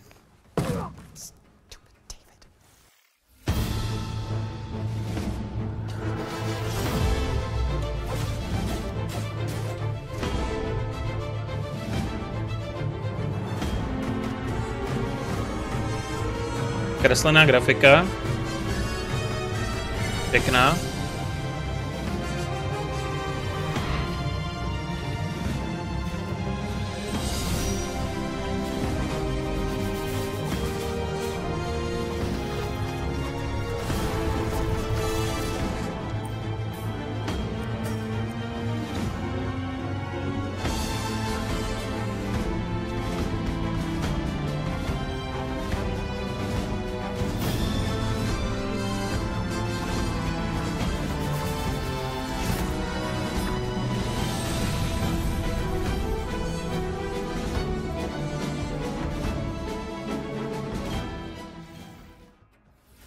Mark your calendars because Lost Helden is coming to PC and consoles in 2026. We've got another world premiere up next, and the developers were kind enough to send me a temporary co-host. Super adorable. Don't get me wrong, I don't actually think he can read. Myslím, že za chvilku přepneme tu paní. Anyway, here is your first look. Ta se rozjela, ty vole, ke konci. Yeah, show them. All right, I'll show them. Ha-ha! Jakože ty kráso. Humor v pohodě, ale tohle je cringe prostě.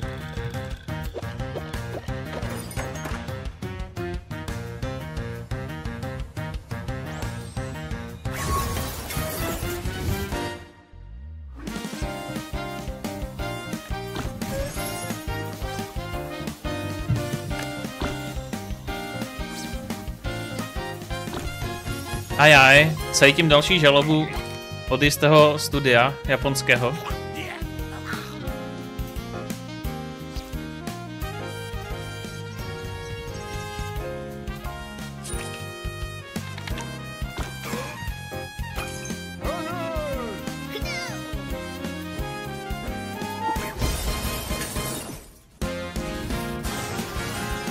Fajné si, díky.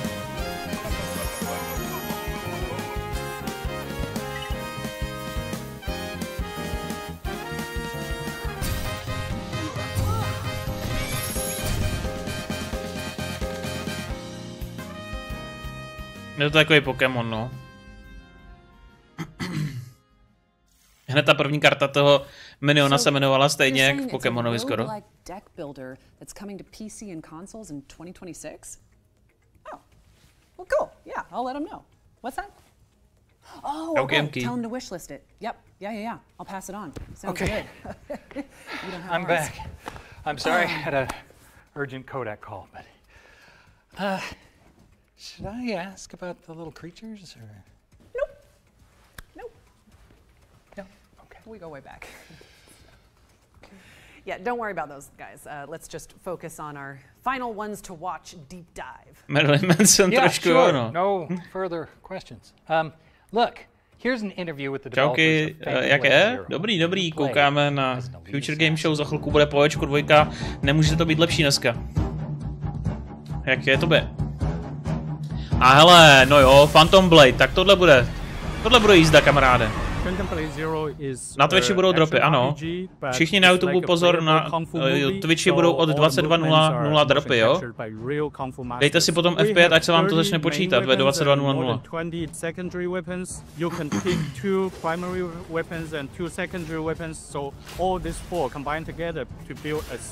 There are tons of different playstyles and different varieties you can choose from in games. I think we may be the first one to bring. Tohle bude skvělý, ale ta ukázka je hrozná kvalita. To je rozpixelovaný. Je to na 4K, jo?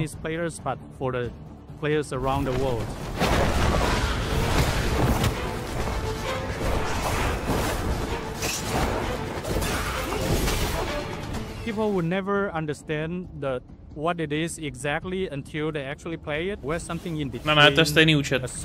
Jak máš propojený POE účet, tak je to jedno. Jo, tohle jsou like, There ano. are many accessible ways to navigate people around the map, but nowadays, because Souls genre is very influential, so many people will hide everything and it's super complicated, no directions and everything. We see our games are different. We even have a hand-drawn map that will guide you to the next port. Because our point is to tell a story, to build our original world, and to showcase our amazing move sets. And that's all our game is about. Our game is not about very slow move or Dává mu strašně málo damage, ale. In the very intricate map. It's not like that.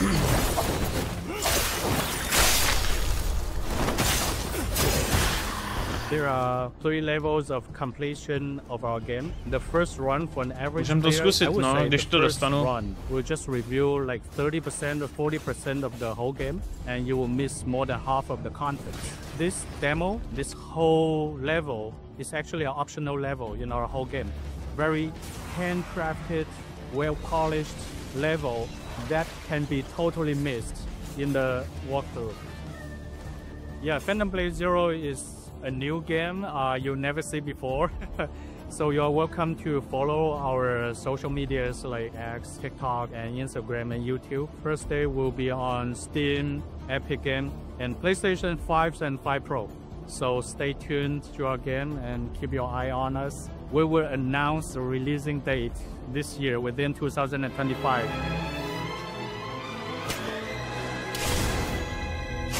Budou jako brzo odhalovat release date. Máte je sledovat.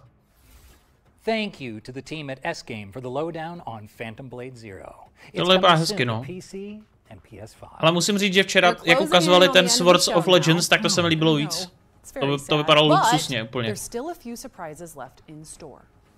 Speaking of which, here's another world premiere. Další world premiere a další kreslená věc. Tak to je fantazie. The Witch Spire, as old as time itself, and just as powerful. A door to new worlds, far away.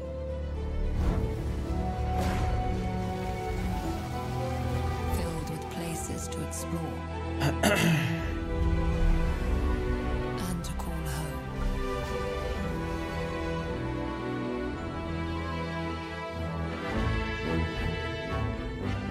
But also filled with dangers.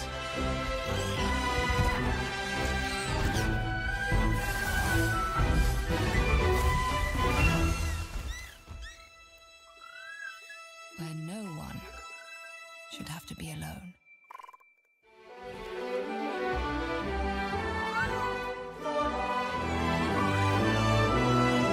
Dobrá, to zrychlíme, jo? To zrychlím trošku. Co nepotřebujeme vidět. Vlastně, OK. A high octane OK.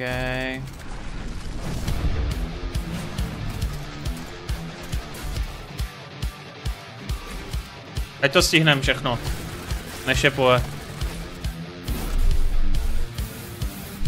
Tohle vypadá jako dobrá akce docela. Jo, to je to, ne? To je Project Spectrum, nebo to druhý? Nebo to je Cube? To vypadá dobře, kámo. Jo, to je Cube určitě. Tohle bude dobrý. To je Battle Royale. Na krychli, podle mě, která se rotuje.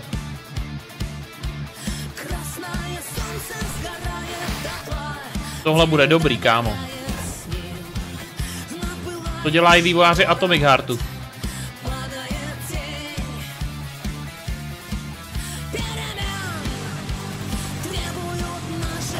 To je PvP arena.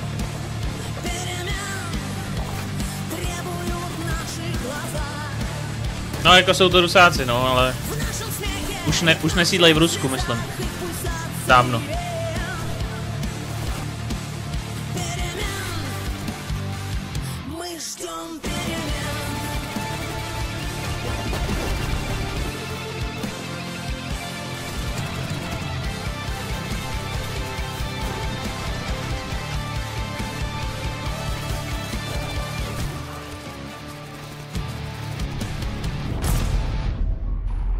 Tak to je něco jinýho, jo, ještě. Active Matter, jo? Aha. Já jsem byl skálopevně přesvědčený o tom, že to je ten Cube. To není ono, jo? Active Matter. No tak to se jdu přihlásit. Ty vole, to, po show to začíná hnedka. Ale to budu streamovat po Ečko, tak nic. To vypadalo dobře. Active Matter. Game. Pre-order is available, to mě nezajímá. All better. You patched me up. Hi everyone, I'm Edwin Edso, producer on Pragmata. As you enjoy this gameplay footage, let me take you through what Pragmata is all about. Pragmata is set on a cold lunar research station dedicated to the research of lunar filament, a dreamlike material that can be used to create almost anything, as long as you have the data for it. One day, all signals from the station suddenly go dark. Hugh Williams, our spacefarer, is sent as part of a team to investigate. But right after landing, a lunar quake hits, separating him from his team, and he falls deep into the station. Unconscious and badly injured, he is saved by Diana, a unique android created using lunar filaments. She is a Pragmata. From here, the two must work together to survive and find a way to get Hugh back to Earth. Hey! Get behind me! Move! Hey! You need to... I think I can help! Bypassing first and second firewall, hooking control protocols. Analyzing, converting the interrupt matrix. Visualization complete. Initiating hack. Their journey will take them through the depths of the station, facing the dangers that await them. One of the standout features of Pragmata is the combat system, in which both of our protagonists must work together. Diana can hack enemies, which opens up their armor. Hugh can then come in with his arsenal of various weapons to shoot at their now exposed weak spots. This 2-in-1 gameplay extends to exploration as well, where Diana hacks the station's systems to allow them to continue their exploration.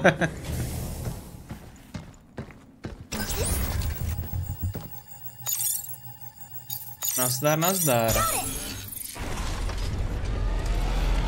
And Hugh can use his thrusters to hover around the station and to quickly dodge enemy attacks. Jo, moc jim to nefunguje, tady je odkaz, ale nejde mi to. Na ten Active Matter.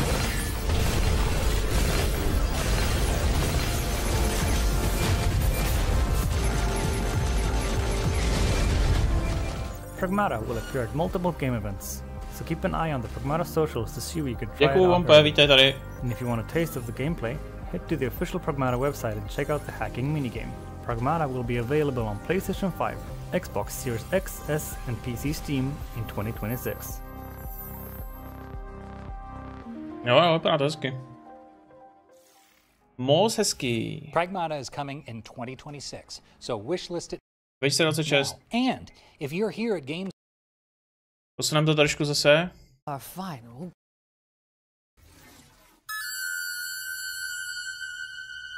Finální reveal, jo, prej. Mají to přetížený, že? Mají, no. Jako vypadalo to tak dobře, že se nedivím. A quiet town. Just like hundreds of other small towns all across America. A town just like yours. But it was here, on October 31st, 1963.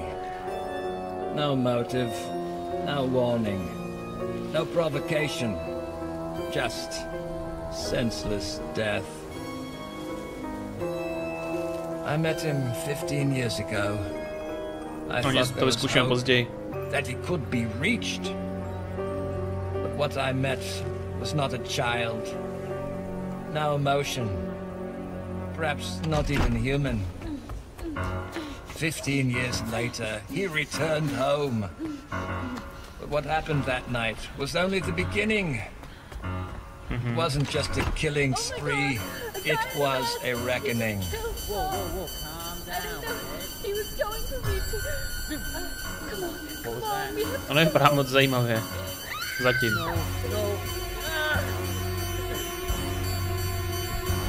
You can't stop him. You can't reason with him. You can't kill the boogeyman. No to je to? Jak se jmenuje ten týpek?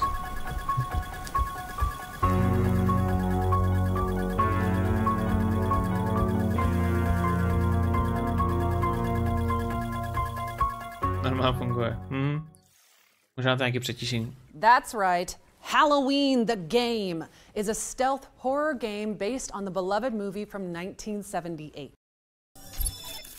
We had a deal, Seeker.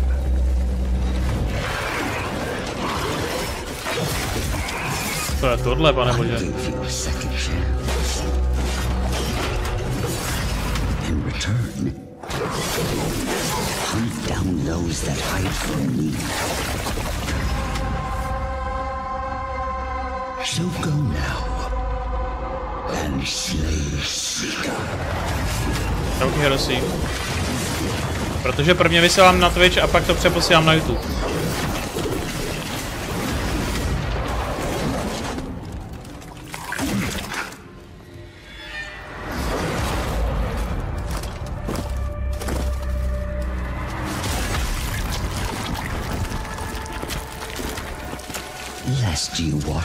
Obráceně to nejde, bohužel.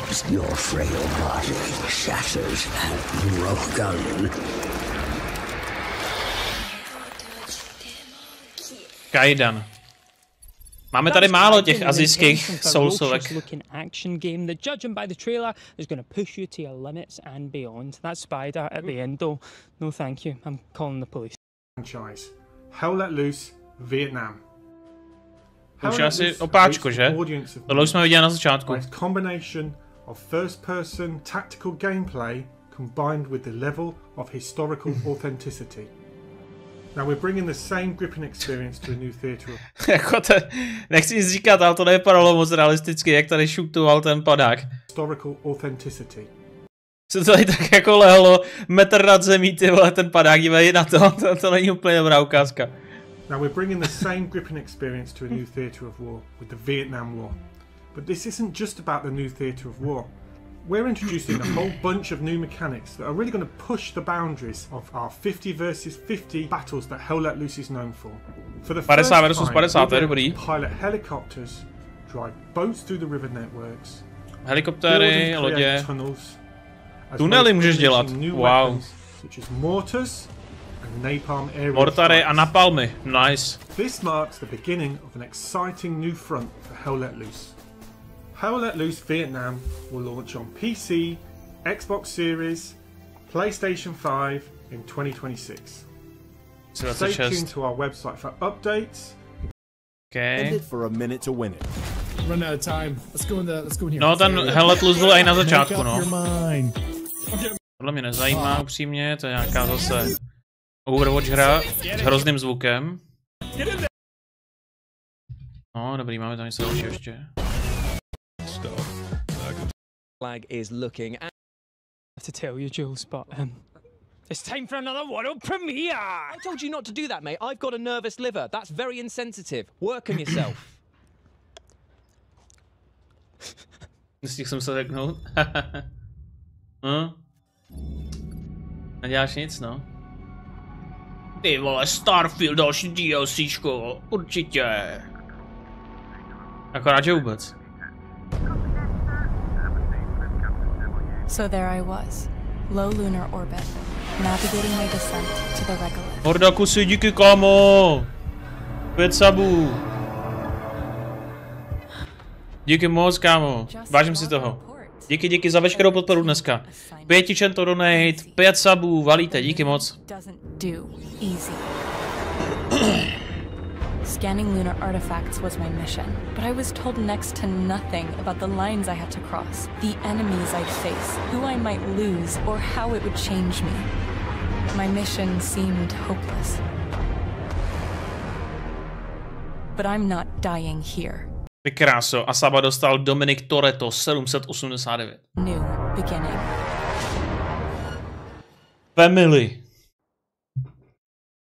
Family.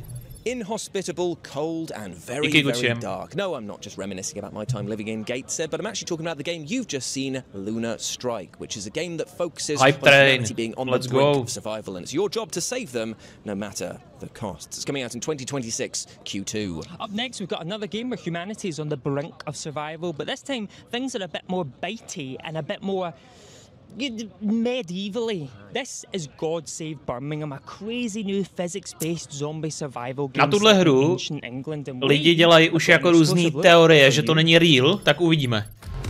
Třeba nám ukážou gameplay. Oh, let's go! Dalších 5 sabů, Elkarmo! Hype Train level 3! Nice, takhle daleko jsme snad ještě nebyli. Díky moc, borci, díky. Vítejte tady všichni na streamu.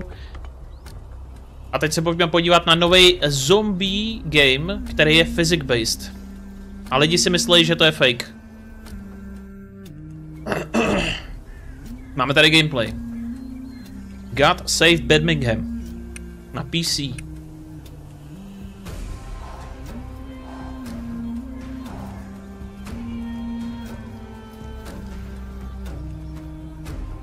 Jo, chňápku, máme to tady přichystaný, neboj? Mělo by to být vidět na obrazovce.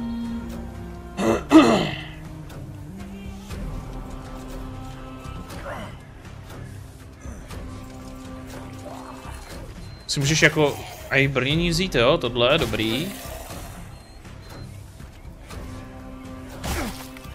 Jak měl terénky u noh? Nice. Akorát to nevypadá jako úplně moc velká výzva teda.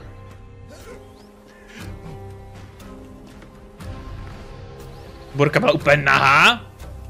Halo?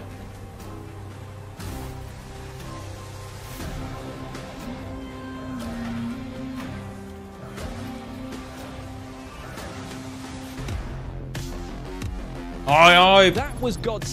Díky moc, děkujeme za 2 další sabíky, jsme na levelu 4 Hype Trainu, vážím si toho.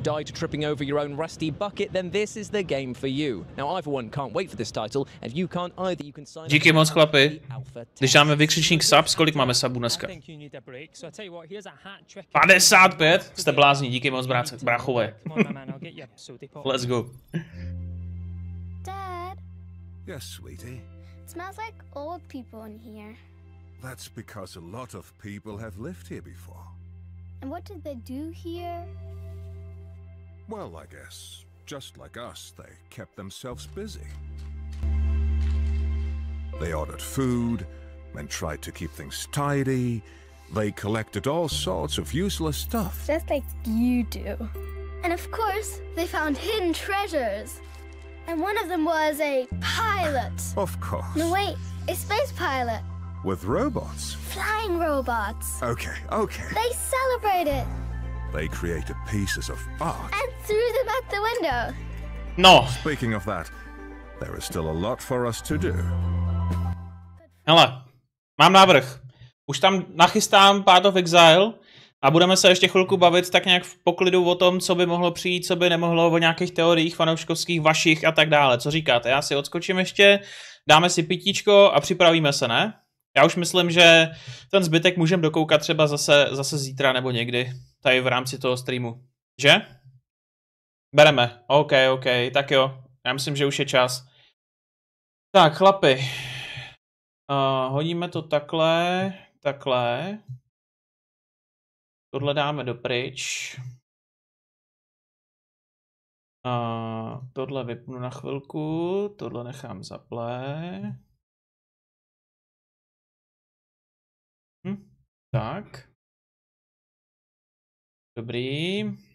Přepnu nám tam totok. Vy si hlavně, na mém Twitchi už teďka by měla být kategorie Path of Exile 2, jo? Takže si dejte si F5, ať se vám začnou počítat, prosím vás, ty dropy, jo? Protože možná, že jste tady byli dlouho, jestli jste tady už třeba 2 hodiny na mém streamu, tak už by se vám to nemuselo třeba počítat. Nebo něco takového. Jo, to jsem přesně chtěl udělat, akorát, že vůbec. OK. Je to moc velký. Chápu. Tak, takhle je to OK.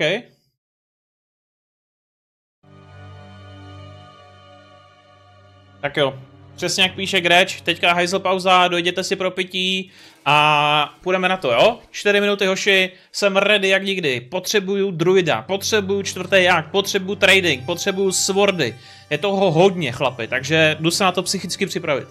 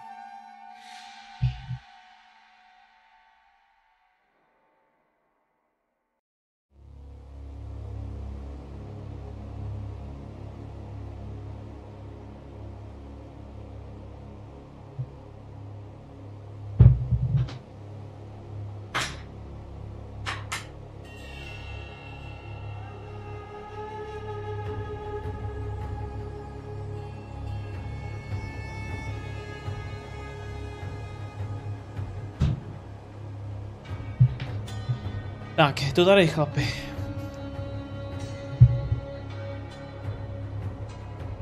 Potřebujeme Delv, přesně. Potřebujeme Delv a Abyss. Díky moc.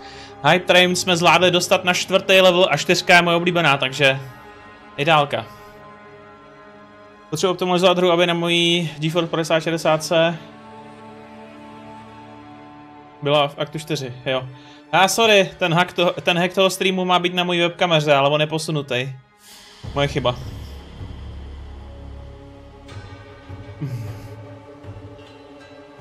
Hej, já mám fakt taky strach, že ten druid nebude, no.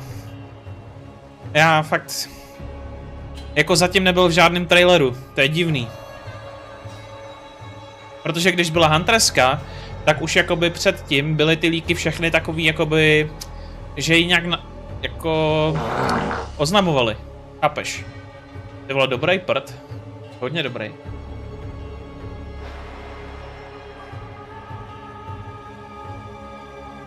Čauky Massacrate.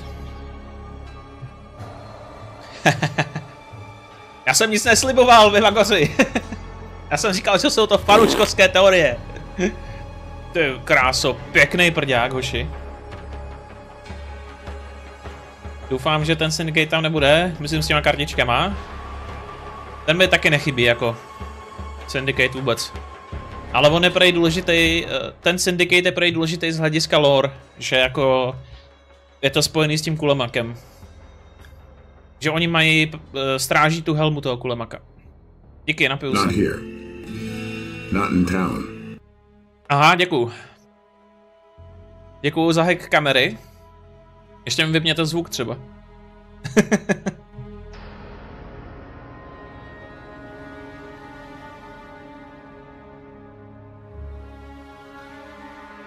Tak, jsem zpátky.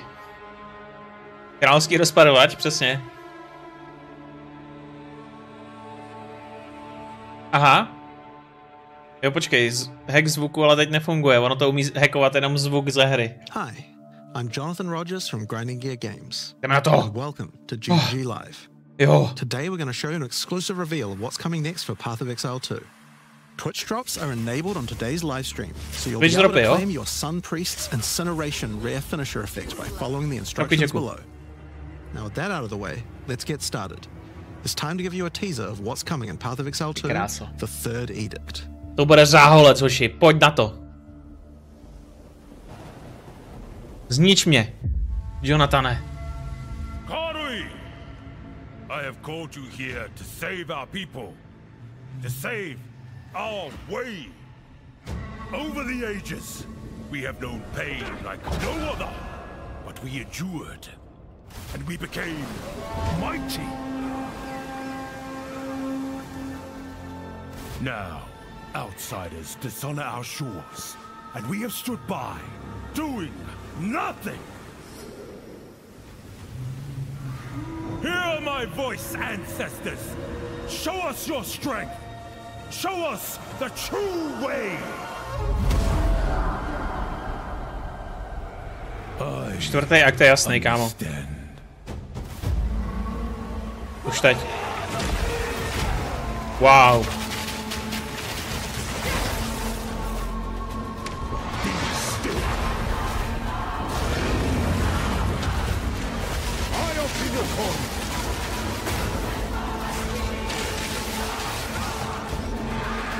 Ty hovado.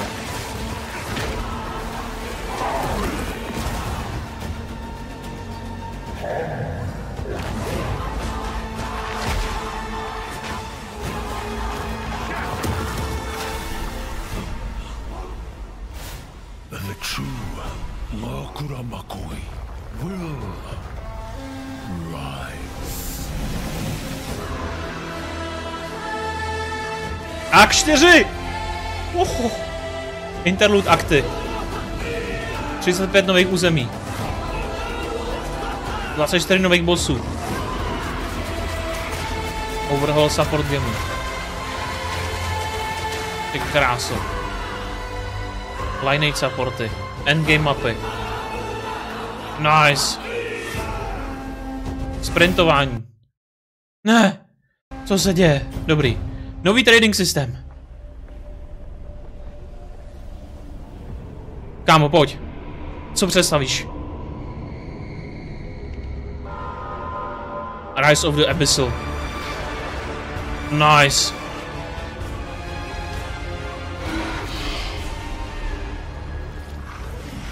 A druhý tam není, kámo.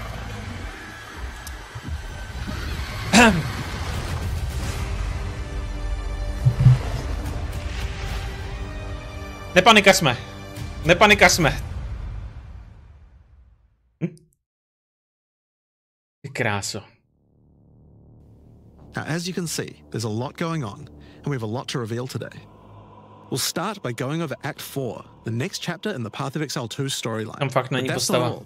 There's also 3 new interlude acts to get you to endgame, which means we're removing cruel difficulty too. After that, we'll be going through the massive changes to characters. I'm super excited to show you how I've overhauled the entire support gem system, added new skills, and yes, there are buffs. Next, we'll go over the Rise of the Abyssal, this season's exclusive league mechanic, and talk about the new rewards, crafting systems, areas, and bosses that it adds. After that, it's on to changes we're making to the endgame. Then it's time to talk about items, crafting, and oh yeah, trade. That's going to be a big one. We'll then go over our new supporter packs and finish up with a live Q&A session where Ziggy D will ask Path of Exile 2's game directors, myself and Mark, your questions from Twitch chat. And after that, at 4 PM Pacific, hatch notes. They're not quite complete, but they should give you some nice details to chew on. We've got a lot to cover today, but first, another announcement.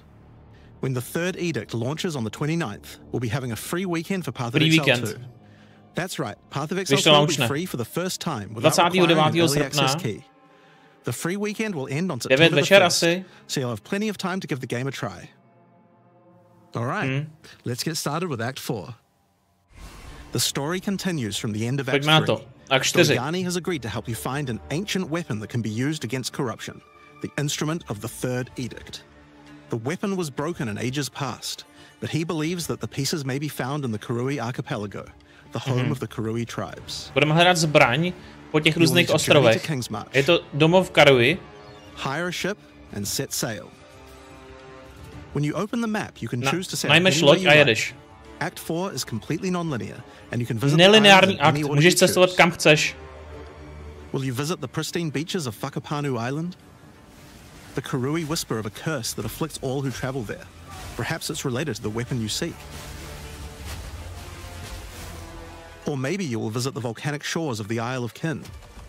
The Kin have been more restless recently, mining for sulfite and driven by some dark force. Perhaps you will choose to consult with one of the local Karui tribes. Their ancient wisdom could hold clues to finding the Third Edict. To je dobrá mařena. Hagrida. No matter where you choose to go, you will fight dangerous beasts. Find fabulous treasures.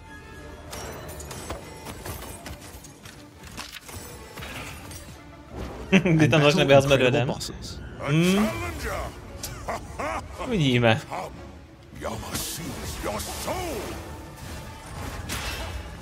There are 8 islands to discover, each teeming with its own 8 ostrovů. Vlastní flora, fauna pro každý ostrov. 16 new areas, 12 new bosses, and plenty of other interesting encounters. Krásu, dobrý, tak tam budu trávit čas. We're not going to spoil too much here. We want to give you a chance to discover it all for yourself. What happens after Act 4? Well, co se stane po čtvrtém aktu? The entire campaign again before you could face the endgame. Doteď jste museli opakovat, ale teď? Far too long to make you do that.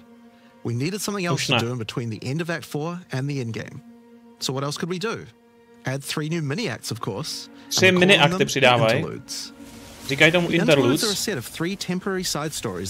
Jsou to dočasné vedlejší příběhy, které ti pomůžou se doexpit jakoby do endgame. The first interlude sends you on a journey back to Ogham. Renly has been leading the efforts to rebuild Ogham village after the defeat of Count Geonor, but there's a new danger afoot. The nearby town of Holton is surrounded by an impenetrable darkness, and each night their corrupted townfolk emerge to raid the local farmlands. Takže na to první město budou útočit každou noc zombíci a budeš jim muset pomoct nějak. And new bosses. Nový bossové, všechno. Takový dočasný prostě výplň, než bude 4, teda 5 a 6. Uncover the source of corruption. Soon you will serve our master. And defeat it. Yes, I shall dance with their corpse. And that's just the first interlude. The druhý mini příběh will have you return to the Vasteri desert where Asala has been given a sacred duty. When the skies align, the gifting of water requires a chosen Sekima to meet with the Selkari, guardians of the sacred water, but they're nowhere to be found. You will need to track down the Selkari. Find those responsible for disrupting the gifting. Fight even more new bosses. Discover the secrets of the ancient ritual. Discover new locations. And ultimately help Asala carry out her sacred duty. Lokace, všechno možný, okay. As royal thaumaturge of the Vaal, Doryani had plans within plans to save his people from the cataclysm perpetuated by Atzeri's lust for power. One such plan involved sealing a group of willing Vaal deep in a great mountain vault near the home of the Asmeri, deep enough to survive the cataclysm. Even though thousands of years have passed, he believes that their descendants may still live, and may be key to defeating the beast. The journey up the mountain will be dangerous. Že jsou uvězněný nějaký pomocníci, co by mohli překonat bestii v nějakém podzemí. A ty tam musíš jít. A jdeš do nějaký hory, kde to je furt chladnější a chladnější. To vypadá hodně zajímavé, kámo. Who can say what you will find within? To je cool. The interludes are 6 to 7 areas each and generally include 4 boss fights as well. When you put that together with Act 4, that adds up to 35 new areas in the campaign and 24 new bosses. 24 nových bossů. It's worth making clear that the interludes are temporary. When Act 5 and 6 are added, the interludes will be going away. Jo, a jak přidají 5. 6. tak zmizí. The bosses and areas that make up the interlude are all part of the endgame. We're not just going to throw them away. A bossové zůstanou v endgame. And with that, we don't need cruel difficulty anymore. We do know that it was a pretty big chore Takže už nebude cruel difficulty. multiple times on each character. And this was a huge reason that the campaign could feel like a bit of a slog when playing through again. But we do also have another new feature to address that particular concern as well. So let's talk about sprinting. Sprintování, pojďme na to. In 030, when you hold down the dodge roll button, your character Když will go into a držíš sprint dodge roll, after tak they začne finish the roll. postava sprintovat, potom co dokončí kotrmelec. And there's no limitation on how long you can sprint for. Není tady limitace, jak dlouho The můžeš primary purpose sprintovat. of this feature is to make navigating areas faster when out of combat. Because of that, if you do take a hit while sprinting, you'll fall to the ground. Když tě něco trefí, tak spadneš na The best zem. idea is to use a skill when you see monsters. That'll break you out of the sprint so you can engage with no danger. If you do need to run away from monsters, just hold spacebar.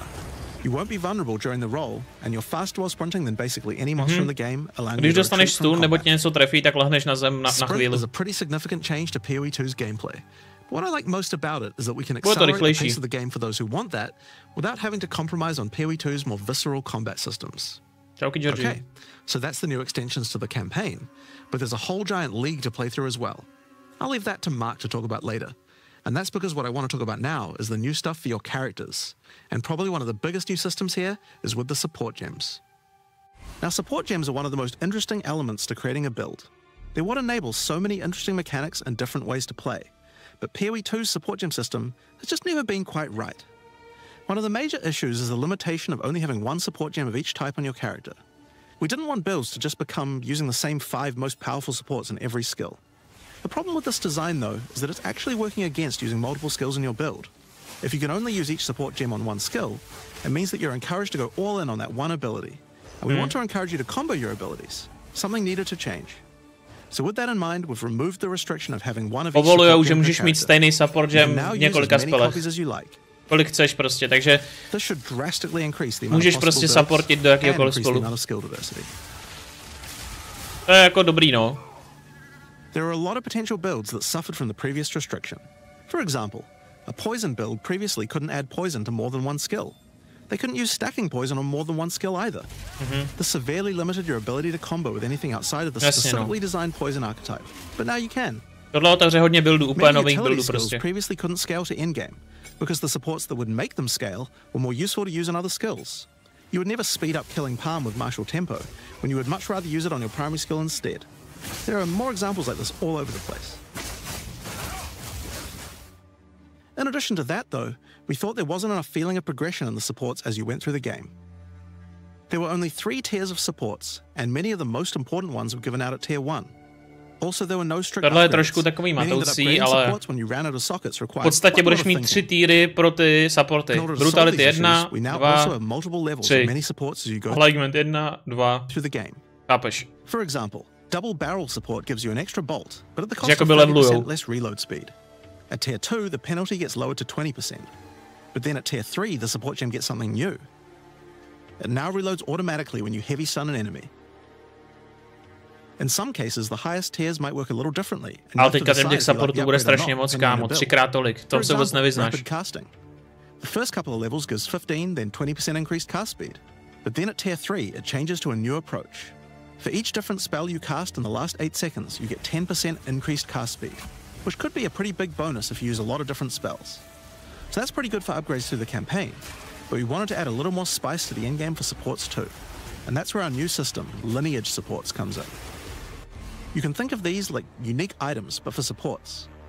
There are supports that are only available at endgame, but they're much Ještě more další powerful. supporty. Endgame Like Ratha's supporty. Assault. Lineage. It's an upgraded version of double barrel that reloads your skill as you dodge roll, as well as Když increasing dodge the rollneš, number of tak ti to bolts you hnedka can hold. reloadne skilly. But it does mean that it's the only way you can reload the skill now.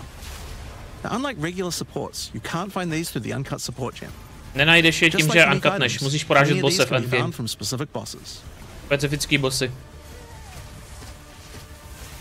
And there's a ton in the regular drop pool too. Some of them are fairly rare. Bude jakoby endgame progression nová. Prostě budeš porážet bosse a za to dostávat jejich jakoby supporty. Který jsou úplně OP. Jakože total. Others are just straight up power upgrades. All in all, there's around 40 lineage supports being added throughout the endgame, so there's a lot of power to find out there.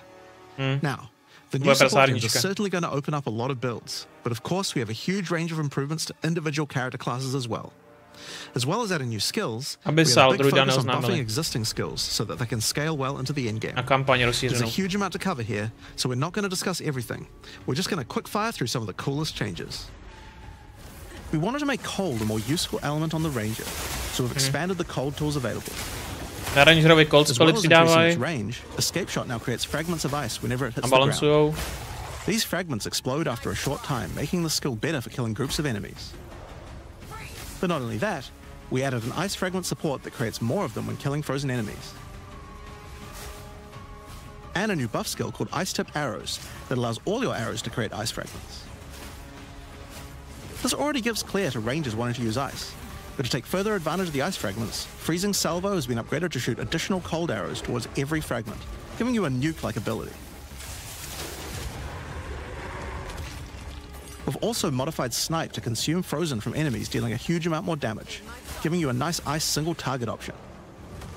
And something you might notice Snipe about bude this mít is novou the bonus is a lot synergii higher s Coldem, že ho skonzumuje, dá This is mega moc actually a damage. change you'll see throughout the entire game. Since it's a lot harder to freeze a boss, you should get a bigger reward for it. Wow, můžeš freezovat Another bosse. thing you'll see throughout the game is making movement feel better. Toxic Growth is a skill that was pretty cool, but a bit annoying to use with the jump that it had. Now Toxic Growth is a range skill, so you can spam it more Tím easily. snipem a pak ho rozstřelit. And we've also added a new poison skill while we were at it, called Toxic Domain. It creates a small area around you that makes all your attacks create toxic growth pustules, but attached to monsters. Another skill that was annoying to use was Electrocuting Arrow. It's now just a regular arrow, making it easier to use. But it also means you can support it with projectile supports. And it now also has Area of Effect, making it a tool for more than just single target, and allowing it to scale into the endgame. We also added a new spirit reservation called Mirage Archer. This is a meta skill that allows you to create shadowy clones of yourself, to use a skill of your choice. Of course, one of the other big problems the Ranger had was survivability. Evasion was the weakest of the three defenses, and we wanted to change that. Currently, evasion doesn't evade all types of hits in the game, so you're still vulnerable to things like slams or unblockable attacks. To make evasion characters more tanky, we're adding a new mechanic called Deflect. Nová deflect Unlike mechanika. evasion, Deflect works on everything, and if you successfully deflect the hit, you take 40% less damage. Když ho Items can deflektneš, now bereš give o you a mod that 40% gives you méně some amount damage. of Můžeš deflection deflektovat based on your cokoliv. evasion. And there's a bunch of it available on the passive tree too. Deflection is rolled in addition to evasion, so A this můžeš is an upgrade to for regular hits too. scalovat z tvýho evasion ratingu. And unlike evasion, there's no maximum chance. You can reach 100% deflect against all hits if you spec into it enough. Nebudeš vojáře. Of To si course, this is a ten buff stream that od helps all začátku dex předělali tu characters, so the kampaň. mercenary and the monk, but especially the huntress are seeing big defense boosts from this as well. Speaking of defensive mechanics, let's talk about block and parry. Now, one of the big concerns on the release of the huntress was parry feeling unreliable. One of the big reasons for this is there's a lot of hits that are not blockable, and thus not parryable either. So a huge balance change we're making is that now everything is blockable, except for specifically unblockable red flash skills that bosses use. Všechno je blokovatelný, kromě těch červených skillů, který dělají bossové. And not only that, but to make block and parry Můžeš nicer to štítem bloknout use, jakýkoliv you now damage. also move faster than before while using these abilities. This is a massive buff to passive block as well. So to counter that, we did have to lower the max passive block a bit, but overall you should feel much safer. Fire skills on the warrior were not really cutting the mustard, so we decided we needed to upgrade a bunch of them, but also add some more as well. Let's start with a buff. Volcanic Fissure now branches into multiple fissures, giving it much more clearing potential. We've also added a new skill called Forge Hammer. This skill throws a molten hammer that does a slam at a distance. Nice, molten hammer, dívej, hážeš hammery. Tak tohle budu hrát, kámo. Using a Warcry makes the hammer explode. A když použiješ Warcry, tak to vybouchne. Volcanic Fissures re-trigger when you slam them, so it's a great skill to make a flaming arena to fight a boss. Zajímavý. Hammerdina, že bychom udělali, ty vole. Bych mohl postavit, co? Chat, mám udělat Hammerdina na start ligy? The skill now has massively boosted chance to ignite monsters as well. And you're going to want to ignite monsters due to a new glory skill called Ancestral Cry. Ancestral Cry charges up with glory by igniting monsters, invoking King Calm's favor. After you do, use it to channel Kalim's ancestral power. Every attack will be ancestrally boosted with fire. Tak tohle je hovlatina, to bude dobrý. Dívej na to, jak to bouchá. Moje grafika umírá jenom, jak to streamuje, ty vole. Warrior shield skills were another area we wanted to improve. Now that we've got sprint, we actually don't need to have a cooldown on shield charge anymore. And now also does more damage the further away you are when you use it. Shield wall got significantly upgraded AoE. Also, you can shield charge right through it to trigger all the walls. Steam Deck to asi neutáhne. We also added a new shield war cry. Fortifying cry gives you a defensive buff, but it also builds up charge on your shield that empowers your other shield skills. And Magma Barrier now doesn't require timing in order to use. Just wait for your shield to charge up and block. Seismic Cry now stuns enemies that are primed for stun. And we changed the Sunder interaction with Armor Break. It now also gives a Sundered Armor debuff that makes enemies take 40% extra physical damage. Ten Warrior vypadá dobře, kamaráde. Já se ho zahraju asi znova. Warrior Totem has undergone some pretty significant changes too. We wanted the skill to feel more like using an ultimate. That summoning an ancestor to fight for you was a big deal. So we've changed this totem to prostě vypadá jak takový prasák, jak to. It also now scales your weapon damage too. Víš, že to prostě nakráčí. If you build around generating endurance charges, you can summon an entire forest of totems. In order to make that easier, we added some new sources of endurance charges. There's now a support to make perfect strike generate charges, and a support for generating endurance charges from heavy stuns as well. Speaking of totems, we wanted to upgrade the Warbringer. Among the other changes we've made to this class, Answered Call now gives an extra totem, and the spirits have just been generally buffed in many ways. Use it with your limitless ancestral warrior forest to make an army of Karui that would make Tukahama proud. No konečně, tohle bylo úplně useless. Great Wolf Howl and Warcaller's Bellow support, so you can get all the benefits with 1 point. Nice. And Encased in Jade no longer removes the Jade when getting hit, making it a much better defense. Next up, let's talk about accuracy. Accuracy was always intended to be something that warriors didn't need to care about very much so long as they're in close combat. But unfortunately, that's not currently the case. This was particularly annoying with skills like Bone Shatter, which you certainly don't want to mess with. So we significantly buffed your chance to hit at close ranges when you don't have much accuracy. Warriors shouldn't require any accuracy investment in order to hit with close range attacks now. Čím blíž jsou monstera, tím méně potřebuješ accuracy na trefení, takže warrioři nepotřebují vůbec accuracy na trefu. One of the major weaknesses of armor is the inability to defend against elemental damage.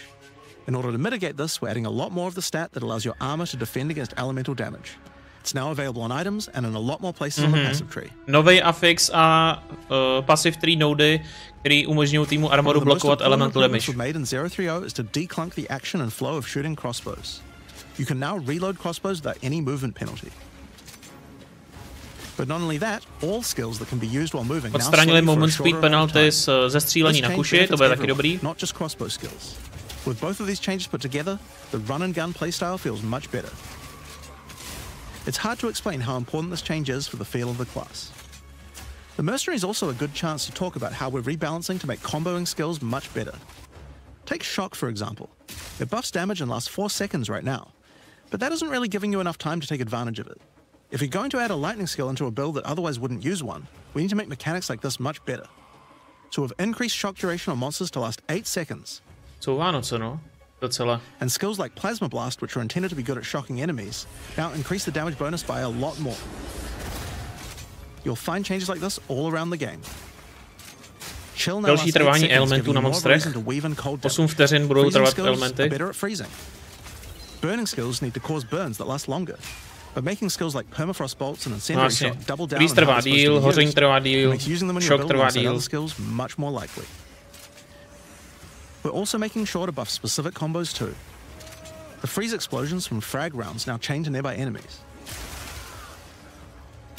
And using high velocity rounds with armor break will now fragment the opponent's armor. This causes monsters to take a portion of high velocity rounds damage with every subsequent hit, even tiny pellets. So that means following it with a shotgun blast is way more effective. Now there's a lot more buffs to crossbow skills, but for now I'm just going to talk about the new one we added, the Mortar Cannon. This one lets you socket any grenade skill, and using it will summon a cannon which fires the grenade you choose. Dívej. Another issue on the mercenary were banners. They were just not very good, so we're doing a big upgrade to them. They now last longer, don't disappear when moving out of them, and we removed the valor mechanic. They now just give a much more consistent and stronger buff. Bannery už nezmizí, když odejdeš z jejich range. A mají víc buffů. One of the main focuses was making various minion types more useful to use together. Melee minions in particular were just not that great compared to ranged ones. As a starting point, we just straight up removed the requirement for minions to have accuracy. Minioni nemusí mít accuracy. Vždycky se trefujou. Brutes got some good numeric buffs, but we also added a new command skill where they do a war cry that intimidates enemies and detonates any frozen monsters and allies around you in a big cold explosion. Ty kráso, může detonovat zmrzlý nepřátele. Synergie s coldem. Frost Mage's command skill to an ability that adds ice armor to your other minions, adding a layer of defense. And it makes them deal cold damage back to the attacker as well. The ice armor also makes the minion count as frozen, so the brute's war cry can detonate them too. Ty kráso. Mageové můžou dělat frozen armor a ty brutové potom můžou odpalovat. Můžeš vyvolávat unearth ze svých vlastních mrtvých minionů. Ray's Spectre was also feeling pretty weak for the spirit cost they have. To be honest, we were a little afraid of these when we first balanced them. We've both decreased the spirit cost for a large range of monsters and have significantly increased Spectre damage too. They should feel a lot more impactful. Ty kráso, buffly Spectry mají větší damage. There's also a lot of new spellcaster weapons with newer cult skills. But I'll just talk about one of them that I thought was particularly cool. The Reaping Staff is actually a wicked scythe that gives you a new ability called Reap. When an enemy is low in life, you can dash forward and rake enemies with the scythe to cull them instantly, healing you. It can also když má monstrum pod určitý procent životu, taky můžeš tou stavkou dorazit. In the Witcher's Ascendancy classes, but I'll just talk about two of them for now. On the Blood Mage, you were previously required to spend your first points on Sanguimancy, which really was supposed to be the downside for being able to access the powerful abilities on the rest of the class. In order to make picking the Blood Mage a better early option, we made Sanguimancy free, unlocking the power of the rest of the class Sanguimancy, takže jakmile jsi věčka, tak máš hnedka Blood Magic. Something people were really using because you lost your weapon stats while transformed. Well, you no longer do, so it's a much better option now. On the Monk, the wind skills needed a big upgrade for sure. Staggering Palm can now stack up its duration if you use the skill multiple times in a row, so you can keep the effect of all your skills throwing up wind much more easily. Wind Blast had the purpose of building up to dazing an enemy, but dazing just wasn't worth all that effort. Now it just dazes on hit, meaning a single Wind Blast will make all your skills stun enemies more easily. Drop tady je, stačí si dát F5 a už. Following up with Vaulting Impact on a dazed enemy previously did a bunch of stun. Now it allows you to break your enemy's stance. When their stance is broken, following up with a fast attack will do way more damage. A cool build that certain people always enjoyed in POE1 was hand-to-hand combat, but until now we just didn't have a real way to make it viable. Well, that changes now. Wow. As a true martial artist, now has the ability to learn the hollow palm technique. Můžeš se naučit bojovat jenom s rukama. Můžeš bojovat bez zbraně. Attacks now have a special unarmed version, and you get further bonuses to all your attacks from stacking energy shield and evasion. Oh. Tak to je hustý, kamaráde. A různě si ti to z armoru stakuje a tak. We also added to the monk section of the tree is Walker of the Wilds. This changes Mana Leech to work with elemental damage instead of physical, which is pretty useful for all those elemental attacks the monk has, but it works well for the ranger too. Now, one of the least used Ascendancy classes in the game is the Acolyte of Chayula, so we knew we needed to make some changes here. One of the key things we had to do was make the chaos damage that the Acolyte can do much more useful. So we've added a new skill allowing chaos damage to ignite, shock, chill, and freeze, embracing the elemental prowess of the monk in a truly chaotic fashion. In addition, he can make all of his chaos damage leech. Můžeš aplikovat pomocí všech elementů chaos damage a líčovat si z toho životy. He also gains a new notable, Grasp of the Void, which leaves void illusions behind you as you dodge roll. If they're killed, they do massive explosions of darkness, dealing damage to everything in sight. Za sebou zanecháváš nějaký klony, co vybuchujou. One of the things we wanted to improve on the Sork is the ability to use multiple elements together more effectively. Now, this might seem small, but one of the things pushing you towards using a single element is debuffs like Elemental Curses, which lower resistances of a single element. Ty velice to seká i jemu, jak se to bude sekat mě, ty vole. So for example, there's no longer 3 curses for fire, ice and lightning. Instead, there's just a single curse that buffs all 3 at the same time. And things like Frost Bomb, which gave you cold exposure, now give elemental exposure. You can use it to buff any of your other skills. We also wanted to make switching between different weapon sets smoother, so you can use different elemental staves more effectively. To do that, we've removed the weapon switch time. And now odstranili swapovací čas na přehození zbraní. Že můžeš mnohem konzistentněji prohazovat zbraně. We wanted to add some specific mechanics that work between different elements, and that's where elemental infusions come in. Certain skills can now drop elemental infusions. For example, when a frost bomb explodes, it leaves behind a cold infusion on the ground. Aha. After picking it up, you can spend it on one of any number of different skills to transform how they work. Takže některé skilly nechají na zemi infusy, ty to zabereš a pak si můžeš jiný kouzlo nabít tou infuzí. Takže třeba tvůj spark najednou začne zmražovat. Třeba. And we also added a new low-level skill that fires ice shards. Use it with cold infusion though, and the ice shards will explode. Orb of Storms now generates lightning infusions when you cast enough spells near it. And that's all spells, by the way, not just lightning. Once you have one, you could cast a lightning flame wall, which adds both fire and lightning damage to all the najednou ta firewalla dává bleskový damage. Zároveň. Or power up Ember Fusillade with lightning, which will generate arcs to nearby enemies as each fireball hits. Zajímavá mechanika. Or maybe go lightning on lightning with arc. This skill is now a projectile, and by infusing it, you can go full Palpatine. Get fire infusions by blowing up monsters with living bomb.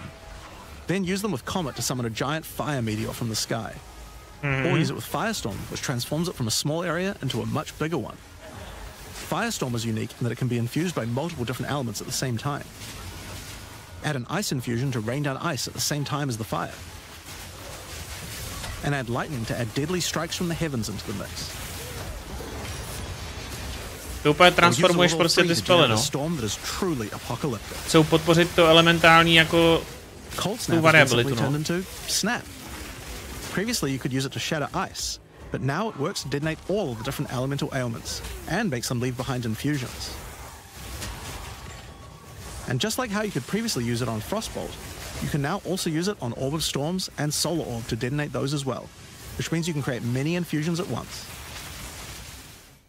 We also have a Spirit Reservation skill and a support gem to help Siphon element se to jmenuje, je to pod mojí kamerou.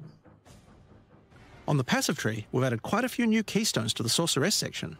Here are a couple of examples. The Black Flame Covenant keystone converts your fire spells to chaos and causes your ignites to deal chaos damage. Konvertuje fire damage do chaosu. Your fire spells and ignites will also turn purple. Okay, změní se do fialova ještě vizuálně. Your invocation skills to trigger more times. But makes them trigger periodically over a longer duration instead of one. Great for those auto bomber builds. Pro autobomber buildy, takže podporují autobombery. Bude video, ano, bude. Zítra odpoledne. Dneska večer to natočím, zítra to vydám. Nejspíš, až to dostříhám po práci. Check out the old version. And here's the new version. It's a lot more dense and there's more interesting nodes. Ty kráso, dívejte, co tam všechno přidali, hej. Now we probably can't go through too many of these in the live stream, so I'll just show you one from each class's area of the tree. We tried to be a lot more thematic with the new nodes. So for example, the Molten One's Gift. It lets the benefit of Armor Break apply to your fire damage. Or how about Last Stand, which gives you lots of stats as your situation becomes more and more desperate. A lot of these have themes aligning with Ascendancy classes. Like for the Gemling Legionnaire, for example. You have crystallized immunities, which makes you immune to different status ailments, depending on which support gem color you have socketed the most. To je zajímavý. Imunity podle toho, jakých máš nejvíc těch support gemů. It allows arcane surges to generate life instead of mana, unlocking that support gem to be used with the Blood Mage Ascendancy. In the Sork area, you'll find these Archon nodes that allow you to convert all of your elemental damage to a specific element. You become a Lightning Archon when you spend enough mana, after which all your skills will be converted to lightning, and you will do extra lightning damage as well. Wow. We have ones for cold and fire too, with different triggers. Podle toho, jako jak nechápu to ještě, ale že se úplně změní ty všechny spely do nějakého elementu. While also making crits generate more energy for triggers. Or maybe you'd like the Great Boar. It gives you a reason to stack dexterity to make you tougher, giving a bonus to life and stun threshold. Blizzard by potřeboval pár lidí z Or GG, the Cunning Fox. It straight up gives you 5% quality to all your gems. Now, another major change is attribute requirements. We felt like players probably had a few too many nodes and attributes and not enough in interesting passives. So we lowered attribute requirements by 25% across the board. Snížili požadavky o 25% That means you'll have more points to spend on skilly. interesting notables rather than just needing to allocate more strength, dex, and int. Now, there are way more changes than just these. These are just some of the cooler ones we wanted to show off. But I'd say that's just about enough for now. We're not even half done yet. So I think it's time that we talk about the League, the rise of the Abyssal. And to do that, I'd like to hand things over to Mark. Liga, hele, pojďme na to. Teď bude ta ligová změna. Even though there are major changes to the campaign for this update, we want to make sure that every time you come back for an expansion, each area feels different with something extra going on.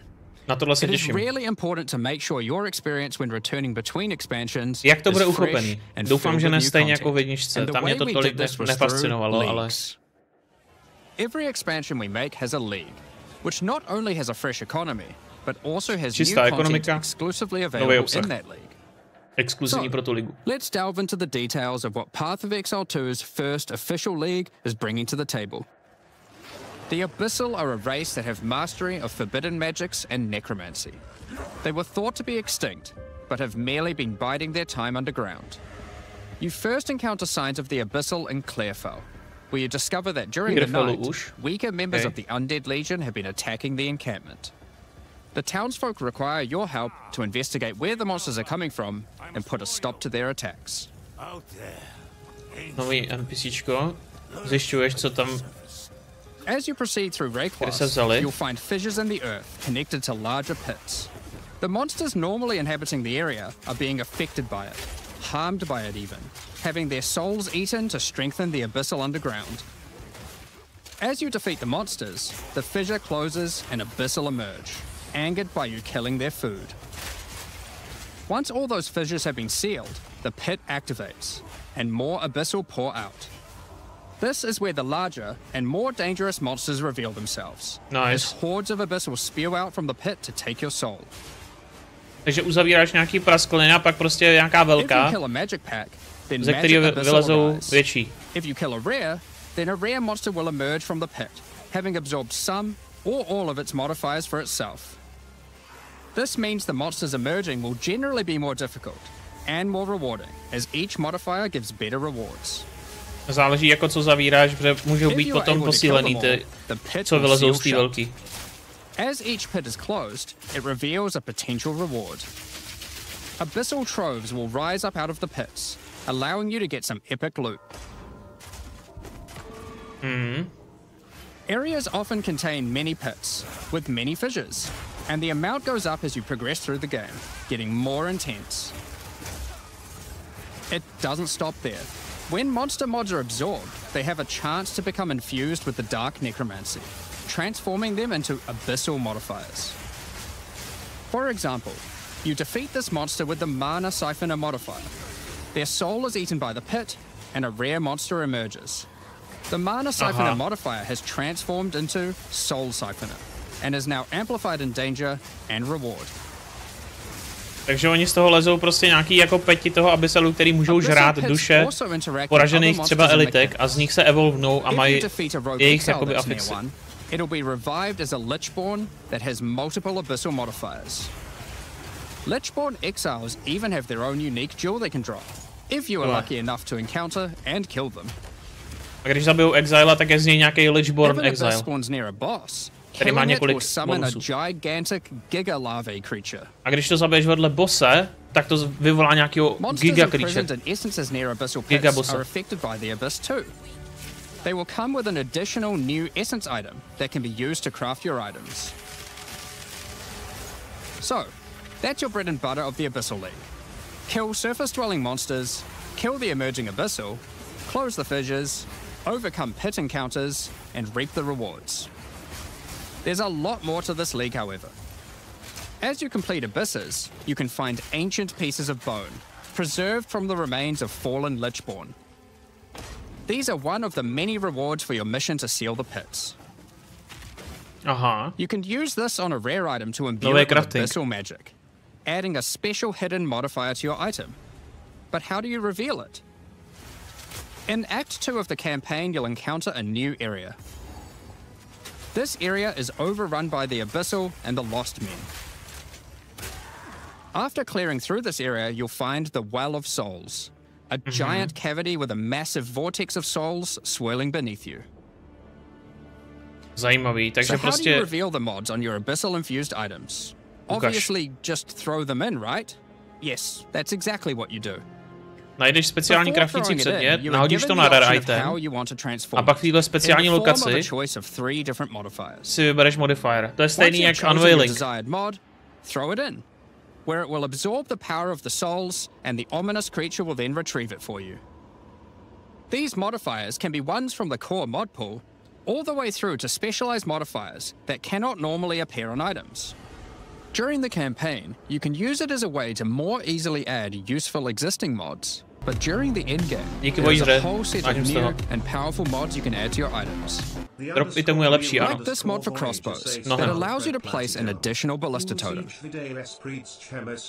Or this one, that adds spirit to your staff. Or this one, that allows you to generate more combo with your quarterstaff skills. Nový jakoby unikátní afixy. Speaking of endgame, you can also use the system to craft waystones. With a preserved vertebrae fused into your waystones, you can get some new modifiers that push difficulty and rewards to new heights. Here are some examples of those mods. You always get a choice of 3, so you can avoid anything you don't think your character is capable of. With this modifier, the natural inhabitants of the area are all spawned near abysses. And there are up to 9 additional abyssal pits in the area, making it just a full-on abyss ruckus. Prostě si uděláš abyss mapu. Komplet. Or this one, which causes the final abyssal pit in the area to always result in a boss encounter, be it either one underground or one that emerges out. There are dozens of these waystone modifiers in total you can get from this crafting. Nice. That covers the new crafting mechanic. So what's left? Well, we talked about how when closing pits, you can get abyssal troves. But sometimes when closing an abyss, you'll reveal an underground cavern that leads to the abyssal depths. After jumping into the depths, you'll find an abyssal city, swarming with legions of the undead.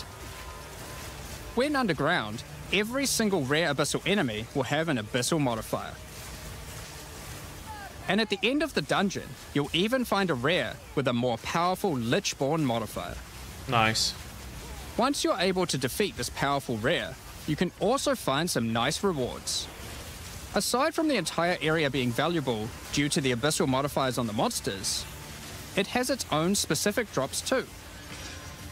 One example is a set of lineage supports that can rarely be found in these depths, like Purgle's Leash. Lineage supporty, nový. This support empowers both you and your minions when you command them, granting unholy might to you both.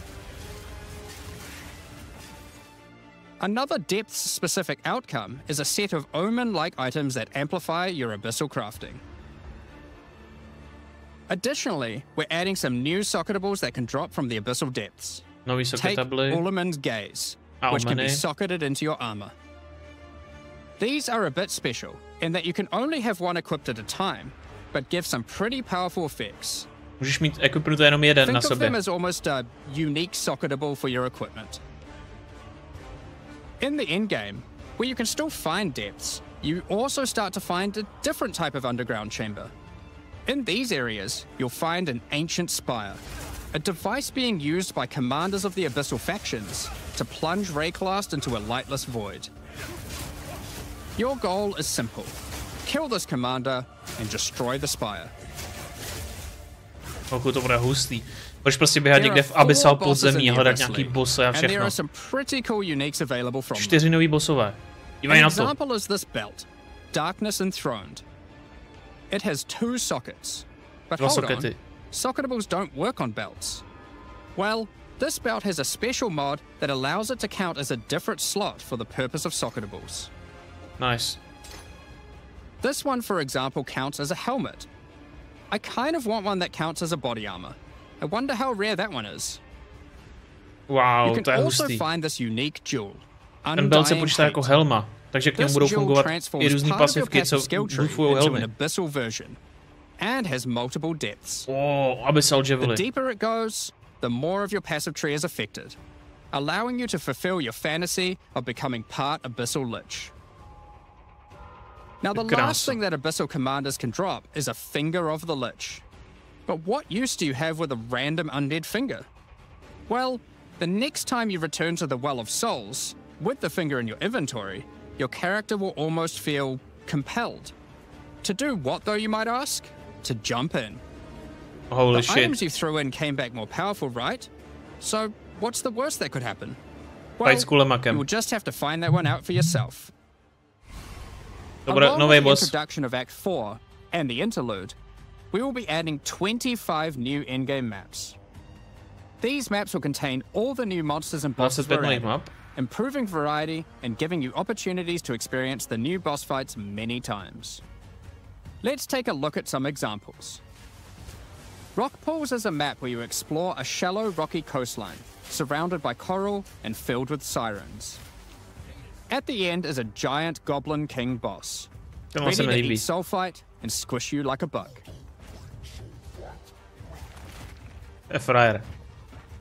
Holton is an Ezomite township which has seen better days.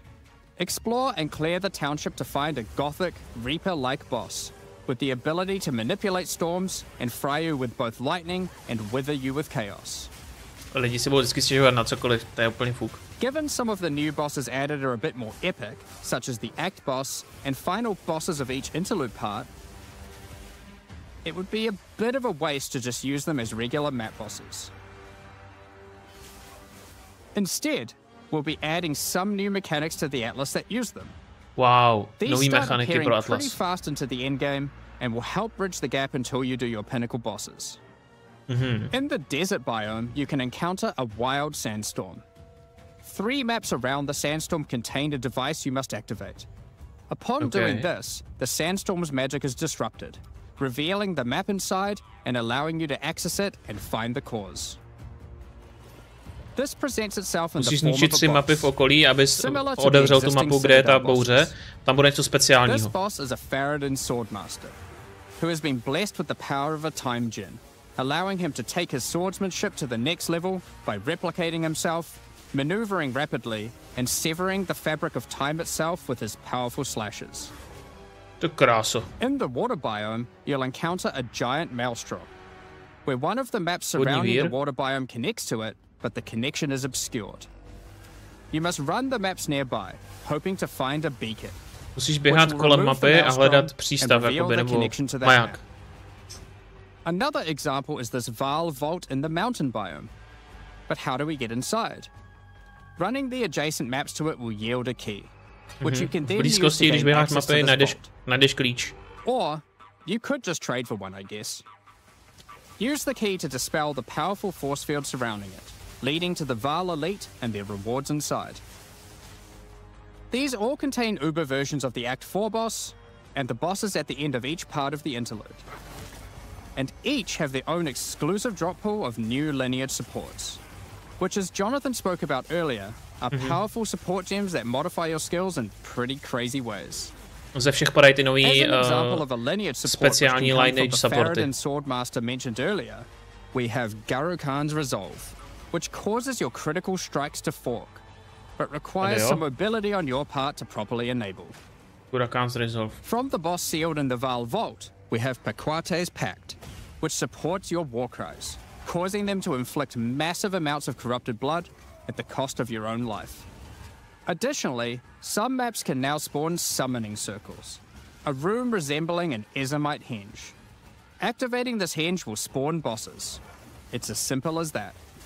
We'll also be making changes to how affixes and waystones work, as the current prefixes equals good, suffixes equals bad iteration isn't quite hitting the mark. We tried something new here in Path of Exile 2, but after seeing the feedback, we decided we actually liked what we had in Path of Exile 1 more. Like Path of Exile 1, each affix will now be both difficult and rewarding, Každý afix nově bude obtížný i odměňující. And an additional specific upside attached to it. This means as you roll your map, they will continue to get more difficult and more rewarding, and allow you to customize the difficulty and rewards of your maps better. For example, the Frostbitten mod, which causes enemies to deal cold damage, also increases the rarity of items dropped as its upside. Whereas the Of Venom suffix modifier, which causes enemies to poison on hit, has the upside of granting increased pack size. Some maps will end up having a lot of rarity, some a lot of pack size, and others will just have a mixture of everything. Due to now having more modifiers granting difficulty, we will of course be reducing the difficulty per modifier to account for this. Budou mít jako více afixů, který přidávají obtížnost, ale sníží jakoby to scalování trošku. Ritual, pinnacle content, and others of the sort. We're making some changes around this too. The first change is that you'll now be able to invest 2 points into your specific League Atlas trees before having to run the pinnacle content. Aha. There will be a specific objective for each type of content which grants you those points. For example, in the case of Delirium, it's simple. You just need to find and kill one of the bosses in a map, Omniphobia or Kosis. Takže si budeš moct rozdělit 2 body předtím, než porazíš bose. Každý té mechanice. Jenom vždycky porazíš nějaký bose menší na nějakých mapách speciálních. Ale nemusíš běhat hnedka uber bose. This creates a negative feeling where at lower difficulties, instead of wanting to run the content, you're often better off just selling it to someone who can run it at maximum difficulty. To address this, each content will now drop splinters, which will not form into singular items. Instead of using the singular combined item in the realm gate, you can now just bring your splinters. Upon inserting the splinters into the realm gate, an interface will appear, allowing you to pick your difficulty, and you'll notice each difficulty has a different entry cost. Si můžeš vybírat obtížnost podle splinterů. If you want to run easier difficulties, it costs less, which also allows you to run this content much sooner into the endgame. A můžeš to běhat rychleji díky tomu, ty endgameový obsahy. Takže ty vstupní klíče víš, že nemusíš mít tolik, ale běžíš jako lehčí obtížnost. And has been changed to purely affect the content and maps on the Atlas. Třeba na Delirium. The Arbiter of Ash works a bit differently. Instead of requiring splinters, he still needs crisis fragments. We now have only 2 difficulties of the Arbiter. The first, requiring the existing fragments obtained from citadels. The second, Uber Arbiter, requires calamity fragments. These come from citadel bosses also, but only once you've allocated the maximum number of points in your boss Atlas tree, ensuring those citadels are at their highest difficulty level. Since we're talking about pinnacle content, dvě obtížnosti, na jednu potřebuješ klíče za citadel a na druhou taky, ale z maximální obtížnosti těch. Když máš všechny body v tom prostě pozbírané. We've also added some new in-game unique items. Let's take a look at a couple. Nový uniky endgameový. Thunderfist is a pair of gloves that grants Crackling Palm, a skill which empowers your unarmed attacks, granting the ability to call down the storms themselves on enemies you hit. Dáváš prostě pěsťovkama a vyvoláš blesky. Every monster you hit with your unarmed skills will be struck by powerful lightning. Nice. Pair this with the aforementioned hollow palm technique to embrace your true unarmed prowess in combat. Another unique we're adding is Henekura's Sight. Equip this amulet to be granted the power of the Mother of Death herself. This is reflected by granting you a skill called Foresight. While you have Foresight, your dodge roll no longer avoids hits. But instead, being hit while dodge rolling restores you to full life and makes you unable to die for a brief period of time. Nemůžeš dodge rollat, ale obnovíš si maximum životu a nemůžeš umřít chvíli. This is you seeing that future, as if you hadn't been wearing the amulet. Ultimately, your in-game experience should be more streamlined. With new content to find, you'll be able to invest in your Atlas trees sooner, engage with pinnacle content faster, have less FOMO running said pinnacle content, reach higher levels easier, and do all of that while finding many new chase endgame items. Talking about finding items is one thing, but what about crafting them? We've taken a step back and looked at some of our crafting systems to make some notable improvements. Let's start with essences. which suffered from an issue where the regular essences were effectively useless and didn't give players the tools or excitement that a crafting system should provide. Obyčejný esence To byly alleviate useless. these concerns, essences are being changed in a few ways. Firstly, they're being changed to function like regals and add Budou fungovat specific jako regály modifiers a přidávat with specifické specific modifiery values, a meaning you specifické know hodnoty. exactly what you're going to get. Takže víš přesně, co We dostaneš. found that players were often bottlenecked by regal orbs when crafting in the campaign, so this helps to fill that gap, allowing you to better upgrade your items. Takže determinovaný crafting For pomocí example, esencí. this lesser essence of flames, which will be able to add a flat amount of fire damage to your magic martial weapons.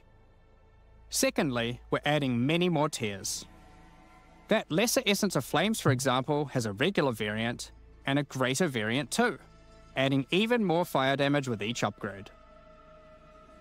Více The variant. intention of this is so that when you find one early on, you don't Přidávají worry pro about esence. holding on to it till later to use on a higher level item. You should feel free to use them as they come to get powerful upgrades during the campaign. Lastly, our highest tier of essences, now called Perfect Essences, will function like a Chaos Orb instead of a Regal. So it will replace one of the modifiers on your rare items with the specified mod. Such as this Perfect Essence of Flames. You'll notice this one doesn't just add flat fire damage like the ones before it. The Perfect Essences often give something a bit different, with some opportunities to be pretty damn powerful. There are many different essences, each with many tiers, covering many of the more core modifiers you'd want on items early on, through to chase specialized ones for in-game. Speaking of in-game, we really wanted to expand our crafting options for late in-game crafting projects. You might have noticed that at in-game, you get way too many transmutes. Wouldn't it be nice if some of those didn't drop, but instead you got something a little more powerful? At higher levels, you can now find Greater Orb of Transmutation and Perfect Orb of Transmutation. These can be used on normal items to upgrade them to magic, ensuring that the modifier generated is of a minimum level. This is similar to how you find higher tier items on the ground, but for crafting. Okay. These higher tiers will also exist for Orb of Jsou jakoby lepší úrovně augmentáků, který prostě vylepšují ten item víc. Dostaneš lepší rol. Meaning you can get all of the orbs required to take your item from normal rarity to a fully completed rare with guaranteed high tier mods. On top of these new core crafting currencies, we wanted to make sure there are powerful crafting bases to use them on. Now in in-game, you can start to find exceptional items. These are items that drop at normal rarity and are perfect for your from-scratch crafting projects. They can come with extra quality, up to 30%, or an additional socket to use your crafting socketables in. Exceptional itemy, co mají socket navíc nebo větší kvalitu, až o 10 navíc. A můžou mít ještě jakoby navíc jednu díru s volem. To add even further to your crafting arsenal, we've added a whole suite of new omens to ritual content, and removed some of the more unimpactful ones that weren't being used. Some of the new omens include the Omen of the Ancients, which will cause your next Orb of Chance to not destroy the item, but generate a random unique of the same class. Or the Omen of Sanctification, which is my new favorite. This will cause your next Divine Orb used on a rare item to reroll the values of its modifiers, allowing it to exceed the normal minimum and maximum values, raising the ceiling on the new most powerful rare items in the game. This Omen will also cause your item to become sanctified. Sanctified items cannot be můžeš mít až o 120% silnější staty na item. So consider carefully when you use this. Ale taky můžou být slabší. 80 až 120%. Which will cause your next Chaos Orb to reroll all modifiers on a Waystone, allowing you to fix your map to get some modifiers that are not feasible for your build. Besides these examples, there is a huge variety of new omens for you to discover in your ritual encounters.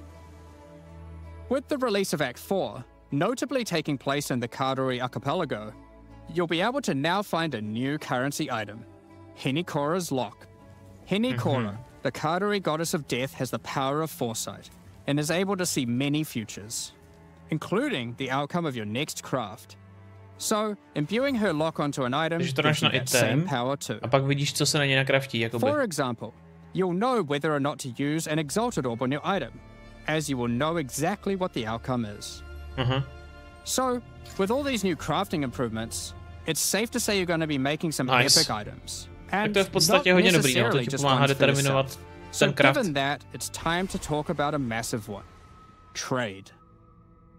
It's finally here. The moment we've all been waiting for. Fully asynchronous trade. Asynchronní trade. Over the years, the way players trade with each other in Path of Exile has morphed from using the forums through to the in-game chat, all the way through to using the website. These systems, in all their iterations, work for a while, but with each iteration, new problems eventually reveal themselves. Be it requiring you to be in your hideout too much instead of out there killing monsters, or never getting responses from people who are either AFK or just can't be bothered. Udělejte to dobře, prosím, dobře.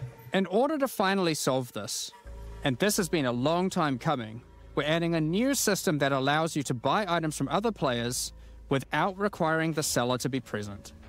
They can continue farming, killing monsters, normálně máš merchanta v obchodu, dáš tam itemy. Even be offline.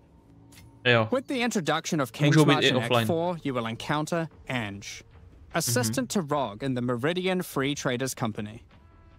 Over the last 2 decades or so, since Path of Exile 1's storyline, Faustus has handed down his knowledge and expertise to Ange, and she is now ready to take over his business. If you have a hideout unlocked already, you can immediately invite her there. If you don't have a hideout yet, you will need to acquire one.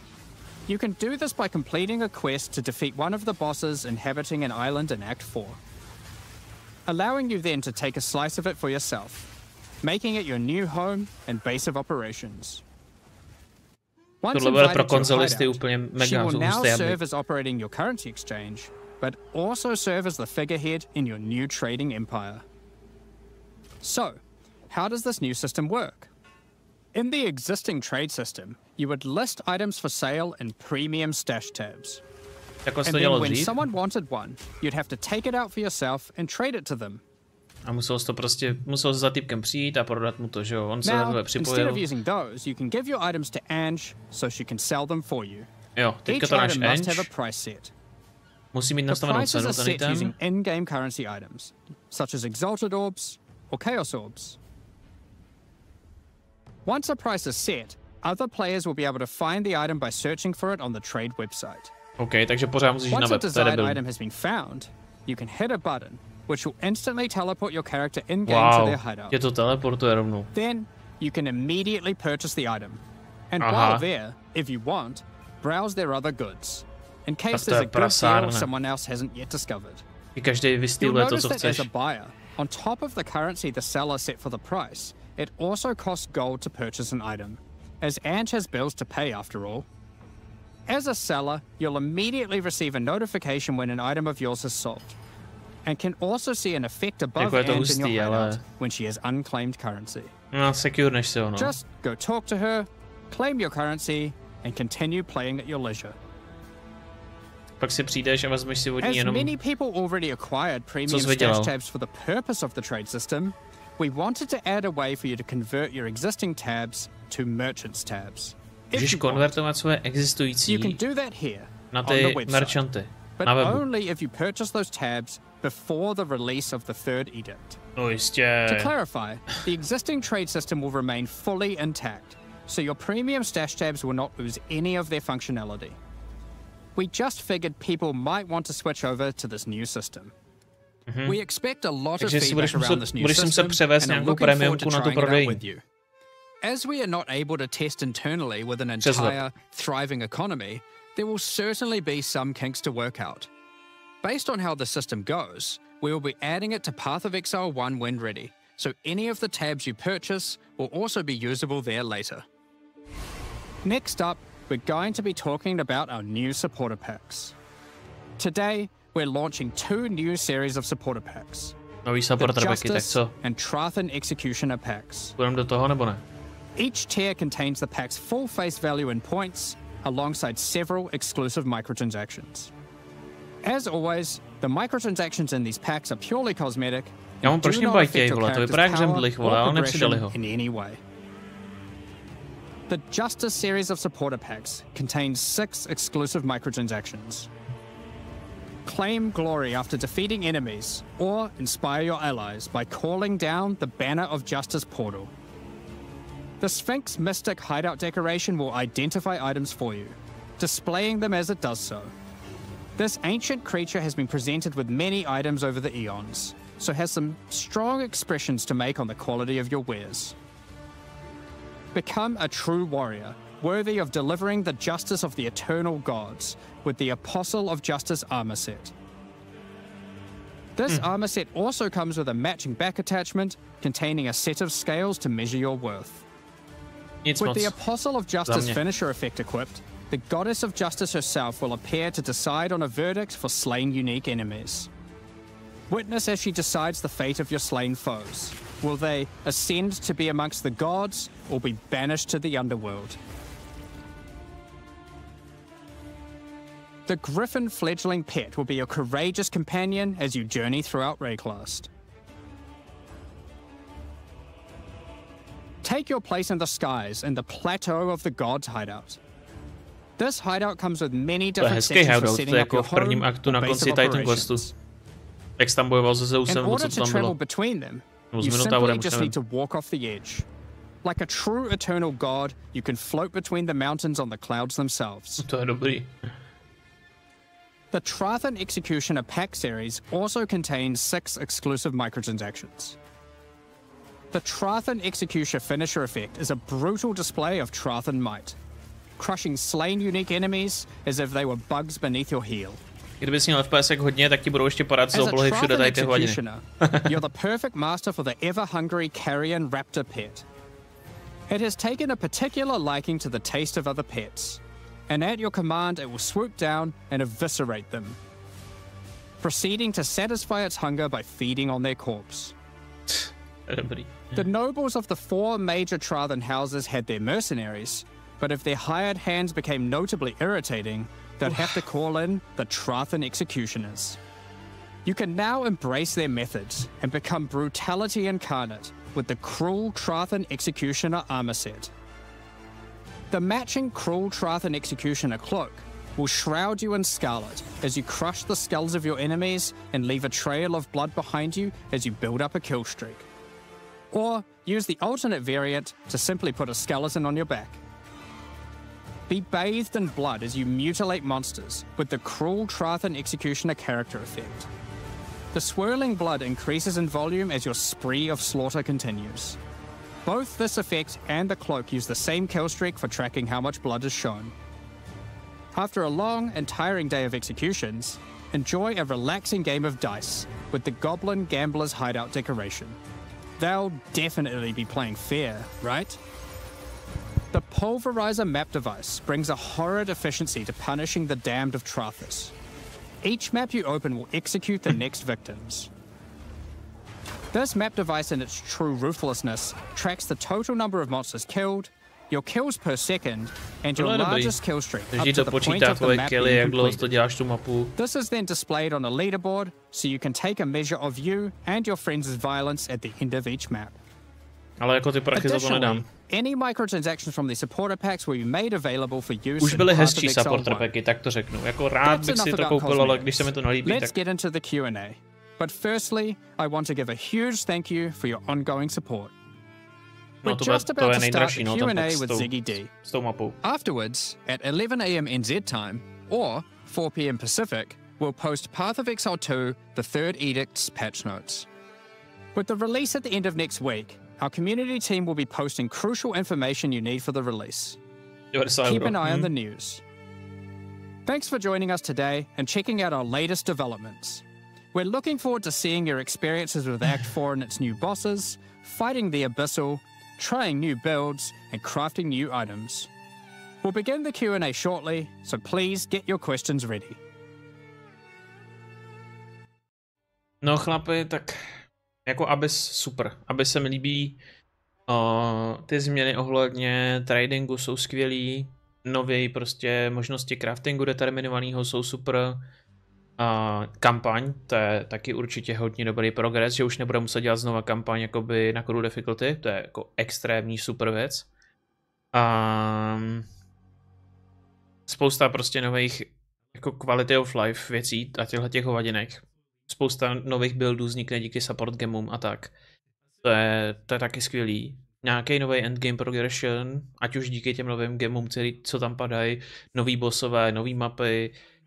V tomhle dobrý, ale Druid mi tam jako upřímně bude chybět, no.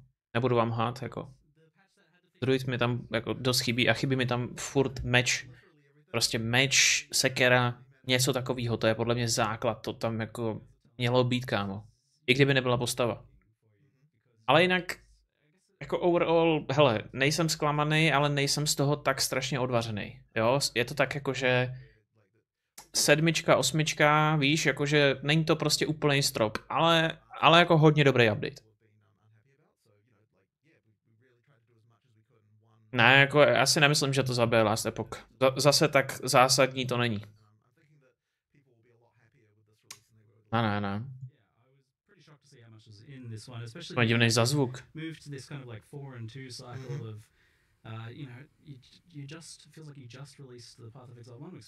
To nebude grind, Lukáši, v Alečku, však ty primaly se ti spawnou už od kampaně.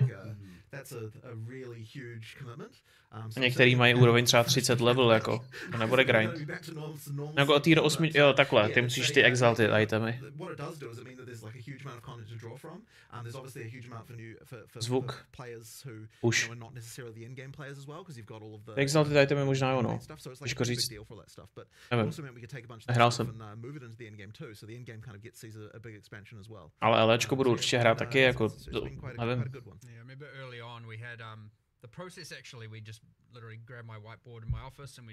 Já jsem s kampaní v Alečku nikdy neměl problém, upřímně. Jakože fakt nikdy jsem s ní neměl problém. Přijde mi kratší než v POEčku. A v POEčku ji taky nemůžeš skipnout.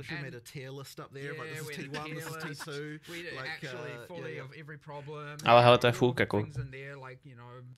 Každý máme nějaký svoje oblíbený ARPG a něco se nám líbí tam, něco tam, to chápu, to je jasný.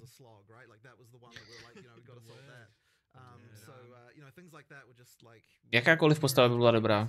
Byl by dobrý i prostě... Já nevím, cokoliv. I ten templář by byl dobrý.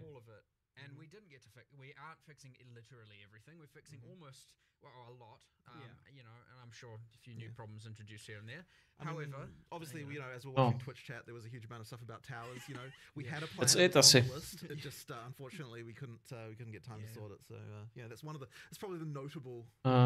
V LEčku můžeš po 40 minutách už endgame. Když to zvládneš, tak jo, teoreticky. Ale jako musí někdo protáhnout. Ale lidi si to neuvědomují, no, jako...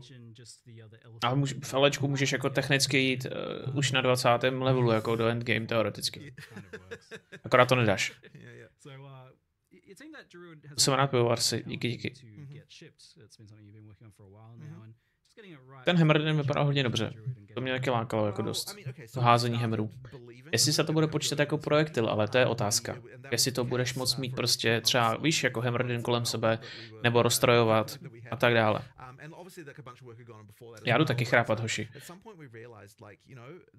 Hele, tohleto tlachání je určitě pro někoho důležitý, sorry, ale já jdu do práce v 6 ráno a vy asi taky spousta z vás, takže počkejte si na můj souhrn, jestli vás to zajímá, já natočím zítra odpoledne k večeru někdy, nevím. Doufám, že ve 4 to vyjde, ještě teďka budu něco točit chvilku. A nebo třeba mezi 4. a 6. Jo, uděláme souhrn komplet český, prostě na tu první část. Možná ještě potom i na ten rozhovor, jestli tam padne něco zajímavého, ale většinou to už je takový tlacháníčko. Spíš prostě udělám ten souhrn toho videa prvního plus patch notes, co vyjdou teďka. A tak.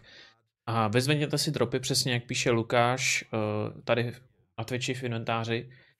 A já vám moc děkuju za podporu. Děkuju moc Anounovi za 5 čento, děkuju Alkarmovi, děkuju Hordakusovi, děkuju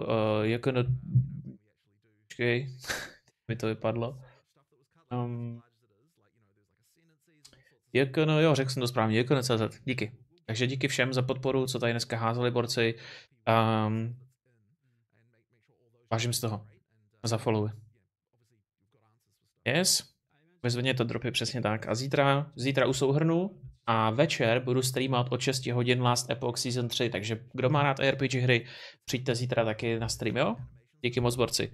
Hele, já vás pošlu. Pošlu vás za jam. Tam si ještě můžete koukat s ním na ten souhrn, ok? Mějte se, dobrou, borci. Čau. Mrkněte se na Jaye a pozdravujte ho.